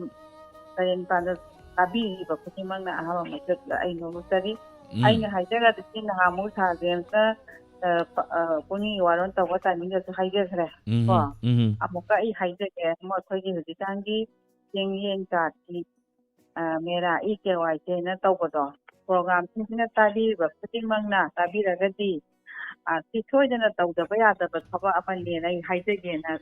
ꯄꯨꯛꯅꯤꯡꯒꯤ ꯋꯥꯔꯣꯜꯒꯤ ꯈꯨꯠꯊꯥꯡꯁꯤꯗ ꯑꯩ ꯇꯧꯖꯔꯛꯄꯅꯤ ꯁꯥꯔ ꯇꯧꯗ ꯑꯩꯈꯣꯏꯒꯤ ꯃꯃꯥꯡꯗ ꯒꯥꯔꯤ ꯂꯩꯕ ꯑꯗꯒꯤ ꯂꯝ ꯂꯩꯕ ꯂꯝ ꯑꯩꯈꯣꯏ ꯂꯦꯟ ꯍꯣꯜꯗꯔ ꯑꯣꯏꯕꯁꯤꯡꯁꯤꯅ ꯃꯁꯥꯒꯤ ꯗꯤꯖꯥꯏꯟ ꯇꯧꯊꯣꯛꯑꯣꯏꯅ ꯆꯦ ꯆꯥꯡ ꯊꯥꯒꯠꯅꯕꯁꯨ ꯑꯗꯨꯝ ꯂꯩꯕꯅꯤ ꯑꯩꯅ ꯍꯥꯏꯕꯁꯤꯅ ꯃꯃꯤꯡ ꯊꯣꯛꯄ ꯀꯥꯡꯕꯨꯗꯤ ꯑꯗꯨꯝ ꯈꯪꯉꯝꯃꯅꯤ ꯑꯩꯅ ꯈꯔ ꯋꯥꯍꯩ ꯈꯔ ꯍꯥꯏꯔꯛꯄꯁꯤꯗ ꯑꯗꯨꯒꯨꯝꯕꯁꯨ ꯑꯗꯨ ꯃꯥꯒꯤ ꯁꯦꯔꯦꯟꯗꯔ ꯇꯧ ꯍꯥꯏꯕ ꯃꯤꯗꯨꯁꯨ KYC ꯇꯧꯗꯕ ꯁꯨꯡꯌꯥ ꯌꯥꯗꯕ KYCꯒꯤꯗꯣꯀꯣ ꯔꯦꯁꯟ ꯀꯥꯔꯗꯀꯤꯗꯣ ꯑꯗꯨ ꯍꯥꯏꯖꯒꯦꯅ ꯑꯃꯨꯛ ꯍꯟꯅ ꯁꯥꯔ ꯍꯣꯂꯦꯟ ꯄꯨꯛꯅꯤꯡ ꯋꯥꯔꯦꯟ ꯇꯧꯁꯦ ꯑꯃꯨꯛꯇꯗꯤ ꯐꯣꯟꯁꯦ ꯅꯍꯥꯟꯃꯨꯛ ꯇꯧꯕꯁꯨ ꯐꯣꯟꯁꯦ ꯐꯪꯕ ꯉꯝꯈꯤꯗꯕ ꯌꯥꯝ ꯕꯤꯖꯤ ꯑꯣꯏꯌꯦ ꯁꯥꯔꯒꯤ ꯄ꯭ꯔꯣꯒ꯭ꯔꯥꯝꯁꯦ Thank you madam ꯏꯁꯩ ꯇꯧꯕ ꯀꯥꯟꯗꯁꯨ ꯁꯨꯛꯐꯪ ꯐꯪꯕ ꯉꯝꯗꯕ madam ꯁꯤꯒꯤ ꯑꯩꯈꯣꯏꯒꯤ connection of data for EKYC approval ꯇꯧꯕ form ꯁꯤꯁꯤꯔꯥ ꯑꯩꯈꯣꯏꯒꯤꯅꯦ ꯃꯦꯔꯥ EKYC ꯑꯅ ꯑꯃ ꯑꯦꯞ ꯇꯧꯔꯒꯅꯦ ꯑꯩꯈꯣꯏꯒꯤꯗꯤ ꯁꯤꯒꯤ ꯑꯩꯈꯣꯏꯒꯤ ꯑꯦꯞꯁꯦ ꯑꯣꯐꯤꯁꯥꯔꯗ ꯂꯩꯀꯥꯏꯗ ꯂꯥꯛꯑꯒ ꯑꯦꯞ ꯇꯥꯛꯑꯦꯕꯀꯣ job cardꯀꯤ EKYCꯒꯤ ꯀꯣ job cardꯀꯤꯁꯤꯅ ꯔꯦꯁꯟ ꯀꯥꯔꯗꯀꯤ ꯑꯣꯏꯗꯧꯕ okay job cardꯀꯤꯗ EKYC ꯇꯧꯒꯤꯒꯨꯝꯅ ꯑꯩꯈꯣꯏꯒꯤ ꯔꯦꯁꯟ ꯀꯥꯔꯗꯀꯤꯗꯁꯨ ꯇꯧꯕꯤꯌꯨ ꯍꯥꯏꯕꯅꯦꯕ ꯍꯧꯖꯤꯛꯇꯤ Ministry of Consumer Affairs ꯀꯤ ꯃꯈꯥꯗ ꯀꯣ ꯍꯧꯖꯤꯛꯀꯥꯟꯗꯤ ꯒ꯭ꯌꯥꯁꯁꯨ ꯇꯧꯏ ꯇꯧꯗꯕ ꯑꯝꯇ ꯂꯩꯇꯔꯦ EKYC okay ꯃꯌꯥꯝ ꯀꯥꯟꯅꯕ ꯌꯥꯔꯦ ꯁꯨꯝ ꯂꯧꯁꯤꯟꯕꯤꯕꯀꯣ ꯑꯗꯨꯗꯨꯅ ꯈꯪꯕꯕꯨꯗꯤ ꯌꯥꯎꯔꯝꯕꯁꯨ ꯌꯥꯔꯦ ꯈꯪꯉꯝꯗꯕ ꯀꯩꯗꯧꯔꯨꯗꯣꯏꯅꯣ ꯈꯜꯂꯒ ꯇꯧꯗꯕꯗꯤ ꯇꯧꯕꯤꯒꯅꯣꯅ ꯍꯥꯏꯖꯒꯦꯅ ꯇꯧꯖꯔꯛꯄꯅꯤꯗ Thank you madam ꯉꯁꯥꯏ ꯑꯩ ꯊꯝꯖꯔꯒꯦ ꯃꯊꯪ ꯀꯣꯂꯔꯗ ꯁꯤꯟꯅꯖꯔꯒꯦꯀꯣ ꯔꯦꯁꯟꯒꯤ ꯀꯥꯔꯗ ꯍꯣꯜꯗꯔꯁꯤꯡ ꯍꯥꯏꯇꯥꯔꯦ ꯑꯙꯥꯔ ꯃꯦꯝꯕꯔꯒꯤ ꯔꯦꯁꯟ ꯀꯥꯔꯗꯀ ꯂꯤꯡ ꯇꯧꯕꯒꯤ EKYC electronic ꯀꯩꯅꯣ ꯍꯥꯏꯇꯥꯔꯦꯅꯦꯀꯣ ꯑꯩꯈꯣꯏ ꯃꯁꯤ ꯇꯉꯥꯏ ꯐꯗꯅ ꯇꯧꯕꯤꯌꯣꯅ ꯍꯥꯏꯕꯤꯔꯝꯕꯅꯤ Thank you madam ꯊꯥꯒꯠꯆꯔꯤ ꯃꯌꯥꯝꯗ ꯀꯥꯟꯅꯕ ꯌꯥꯕ ꯋꯥꯐꯝ ꯀꯌꯥ ꯑꯃ ꯊꯝꯕꯤꯔꯝꯕ ꯑꯗꯨꯒ ꯂꯥꯟꯊꯣꯛꯆꯔꯤꯕ ꯊꯧꯔꯝ ꯄꯨꯛꯅꯤꯡꯒꯤ ꯋꯥꯔꯣꯜ ꯊꯧꯔꯝ ꯑꯁꯤꯒꯤ ꯑꯔꯣꯏꯕ colour ꯂꯧꯈꯠꯆꯒꯦ Thank you very much ꯉꯁꯤꯒꯤ ꯄꯨꯛꯅꯤꯡꯒꯤ ꯋꯥꯔꯣꯜ ꯂꯥꯏꯚ ꯆꯥꯠꯇ ꯃꯤꯑꯣꯏ 145 ꯊꯧꯔꯝ ꯑꯁꯤꯗ ꯁꯔꯨꯛ ꯌꯥꯗꯨꯅ ꯂꯩꯕꯤꯕ ꯊꯥꯒꯠꯆꯔꯤ ꯑꯔꯣꯏꯕ ꯀꯣꯂꯔ ꯂꯧꯈꯠꯆꯔꯤ ꯄꯨꯛꯅꯤꯡꯒꯤ ꯋꯥꯔꯣꯜ ꯊꯧꯔꯝ ꯑꯁꯤꯒꯤ hello Sir, I Vijay Tumar may tang again, sir. ꯌꯥꯝ ꯅꯨꯡꯉꯥꯏꯖꯩ ꯑꯣꯖꯥ ꯂꯥꯟꯊꯣꯛꯆꯔꯤꯕ ꯊꯧꯔꯝ ꯑꯁꯤꯗ ꯁꯔꯨꯛ ꯌꯥꯕꯤꯔꯛꯄ ꯀꯔꯤ ꯋꯥꯐꯝ ꯊꯝꯕꯤꯒꯅꯤ ꯊꯝꯕꯤꯁꯤ Sir, I suggestion amatang tawjage. Madudi akhoi kanagumana wahong video hagadabda diamond video hairaga he phone tor komisu dum yaw nakti yawebako. Ado aina hajeningisna akhoi SMS की से थावर और से खम्बो ओरो पुंग वोरन को ओरो सुगुम्बा प्रोग्राम जे सुम चथेंग मार खिदम खोगी मयाई वाइदा मते अमगुम्बा खोगी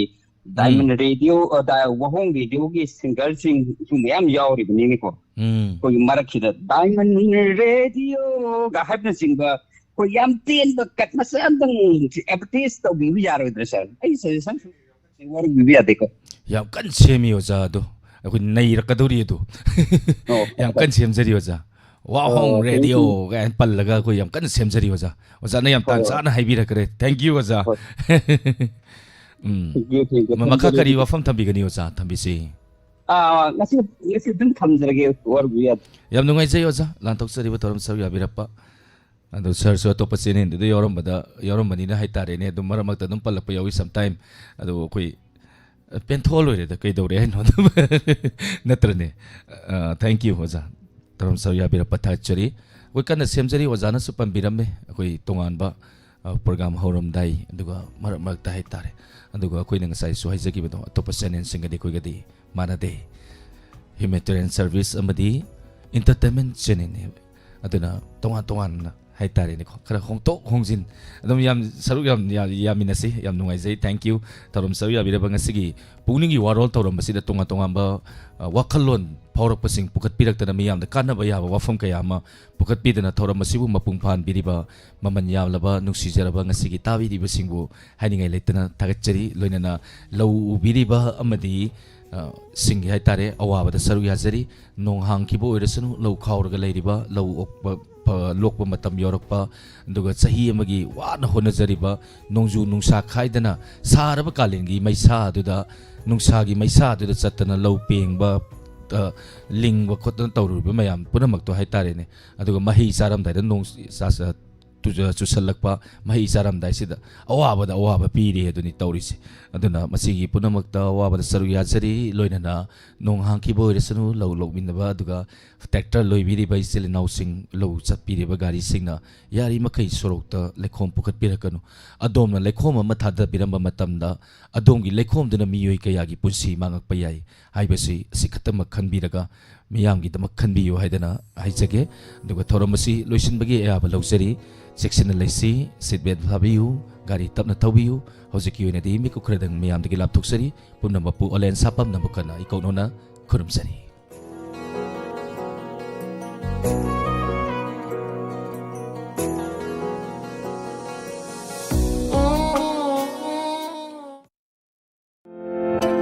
नुंगाइरबा पाउजेल हंगबुक्ता लेरिबा थोबाल डिस्ट्रिक्ट हॉस्पिटल की मायोकनबदा सनसम एक्सरे हाइना खंगनबा हेल्थ एंड डायग्नोस्टिक सेंटर असिना मखन कयागी टेस्ट तौबदा नतरा सुपर स्पेशलिस्ट अमदी स्पेशलिस्ट डॉक्टर ना लायेंग हौजरी तोवा तोवा डॉक्टर कयागी खुदोंग साबा मसिदा नतना रेडियोलॉजिस्ट सोनोलॉजिस्ट अरुब मखन की यूएसजी अमदी रिपोर्ट पिननबगी खुदोंग साबा लेजरी मेडिसिन की दमा नुंति नुमित खुदिंगी ओपीडी लेजरी मसि खक्ता नतना एंडोक्राइनोलॉजी डायबिटीज अमदी थायराइड का मरी लेनबसिंग अनावसिंग से लायेंगी खुदोंग साबसु लेजरी PMR orthopaedic pathologist biochemistry lab report की दमुक्त खुदोंग चाब लेजरबा मफमनी मसिदा नतना ENT अमदी सर्जरी फावबगी खुदोंग चाबसु लेजरी मणिपुर टेस्ट तौबदा खुदोंग चाब लेतबा मरी लेनब टेस्ट सिंगसु मपानदा थाबगी खुदोंग चाबसु पिजरी मफम मसिदा था अमा चुना डायबिटीज लेबा लेतबा हाइबदुगी येंथोकननबा फ्री दा टेस्ट तौजगदौरी मियामना खुदोंग चाबसि ngasi मक लौबियु लेंसिनबिरो Sanasam X ray health and diagnostic centre opposite district hospital खंगबो अकुपा मरोल गिदमा कॉल तौबियु 9856669726 लोइनना 9233581117 तोंगान अनाब सिंगी लोइनना सुपर स्पेशलिस्ट डॉक्टर येंबिनिंग नबदी नंबर सिंग असिदा हाना बुकिंग तौबियु अदोंगी दमा खुदोंग चाब सोइदना पिजगनी admission open Mata education institute Khangabok Bazar Thoubal district Manipur Mata pre primary rhymes training institute की ओइना प्री प्राइमरी राइम्स की ट्रेनिंग हौजरगनी मफम असिदा स्पोकन इंग्लिश लोइना Hindi personality development child psychology rhymes singing and acting art and craft free computer course CCC with certificate presentation program loinana well experienced teacher singna takpi thambiri qualification sumnatagi 12 pass amadi aba loinana mata computer learning institute asida CCC course on computer concept 3 months DCA diploma in computer application 6 months DCA module 2 CCC pass students hariba course asigi offer pijari mata career solution gi oina best coaching institution for defense and SSC join 3 months coaching for constable GD in CAPFS, NIE, SSF and Rifleman GD Delhi Police Exam 2026. Basi khakta natana SSC coaching gi khudong chab su pijari. CSSL, GD, MTS, CPO, hari basing asigi coaching haujargani. Experience leirabo jasina tapi tambiri. Madu khakta natana pre-computer course ta CCC with certificate loinana khudong chab pijari. According to the latest syllabus and exam pattern ke amarum seasonaduna tapi tambiri. Regular classes and test series guided by successful professional loinana nomaijing khudingi computer based mock test series pakthok chagani class haujagadaba ta lakliba october gi tang kun english sing ani kunga manga akopa marol gi dama 8131069576 loinana 7629938551 admission open Mata Education Institute Khangabo Bazar Thobal District Manipur Nungairaba pauzel Diwali amadi ningon chakobagi dama Yaifabi Aikiyarna Miyamgi seva torokpa chahi taret mapung pharakpaga loinana Miyamgi dama khudong chaba kaya puduna lakchari Hariba offer asi October gi tang 15 digina November gi tang 30 English singani kun mga phawba khudong chaba pijagani free eye testing loinana frame free oijagani lens ta 30% gi offer pijagani Hariba si sur hospital kaksing lamkhai de leriba branch asida su khudong chaba pijari ayuk ki pung 9 digina numidang wairam pung mga phawda khudong chaba silogi akupa marol gi dama 739595 7341 amadi 9366103017 Yaifabi Aikiyar Khangabo Bazar amadi Sur Hospital Branch Kaksing Lamkhai Khudong chaba si miyam na lobiyo amadi chahi taret mapung pharakpagi miyam gi seba tawduna lakliba Yaifabi Aikiyar bu miyam na thona hapiyo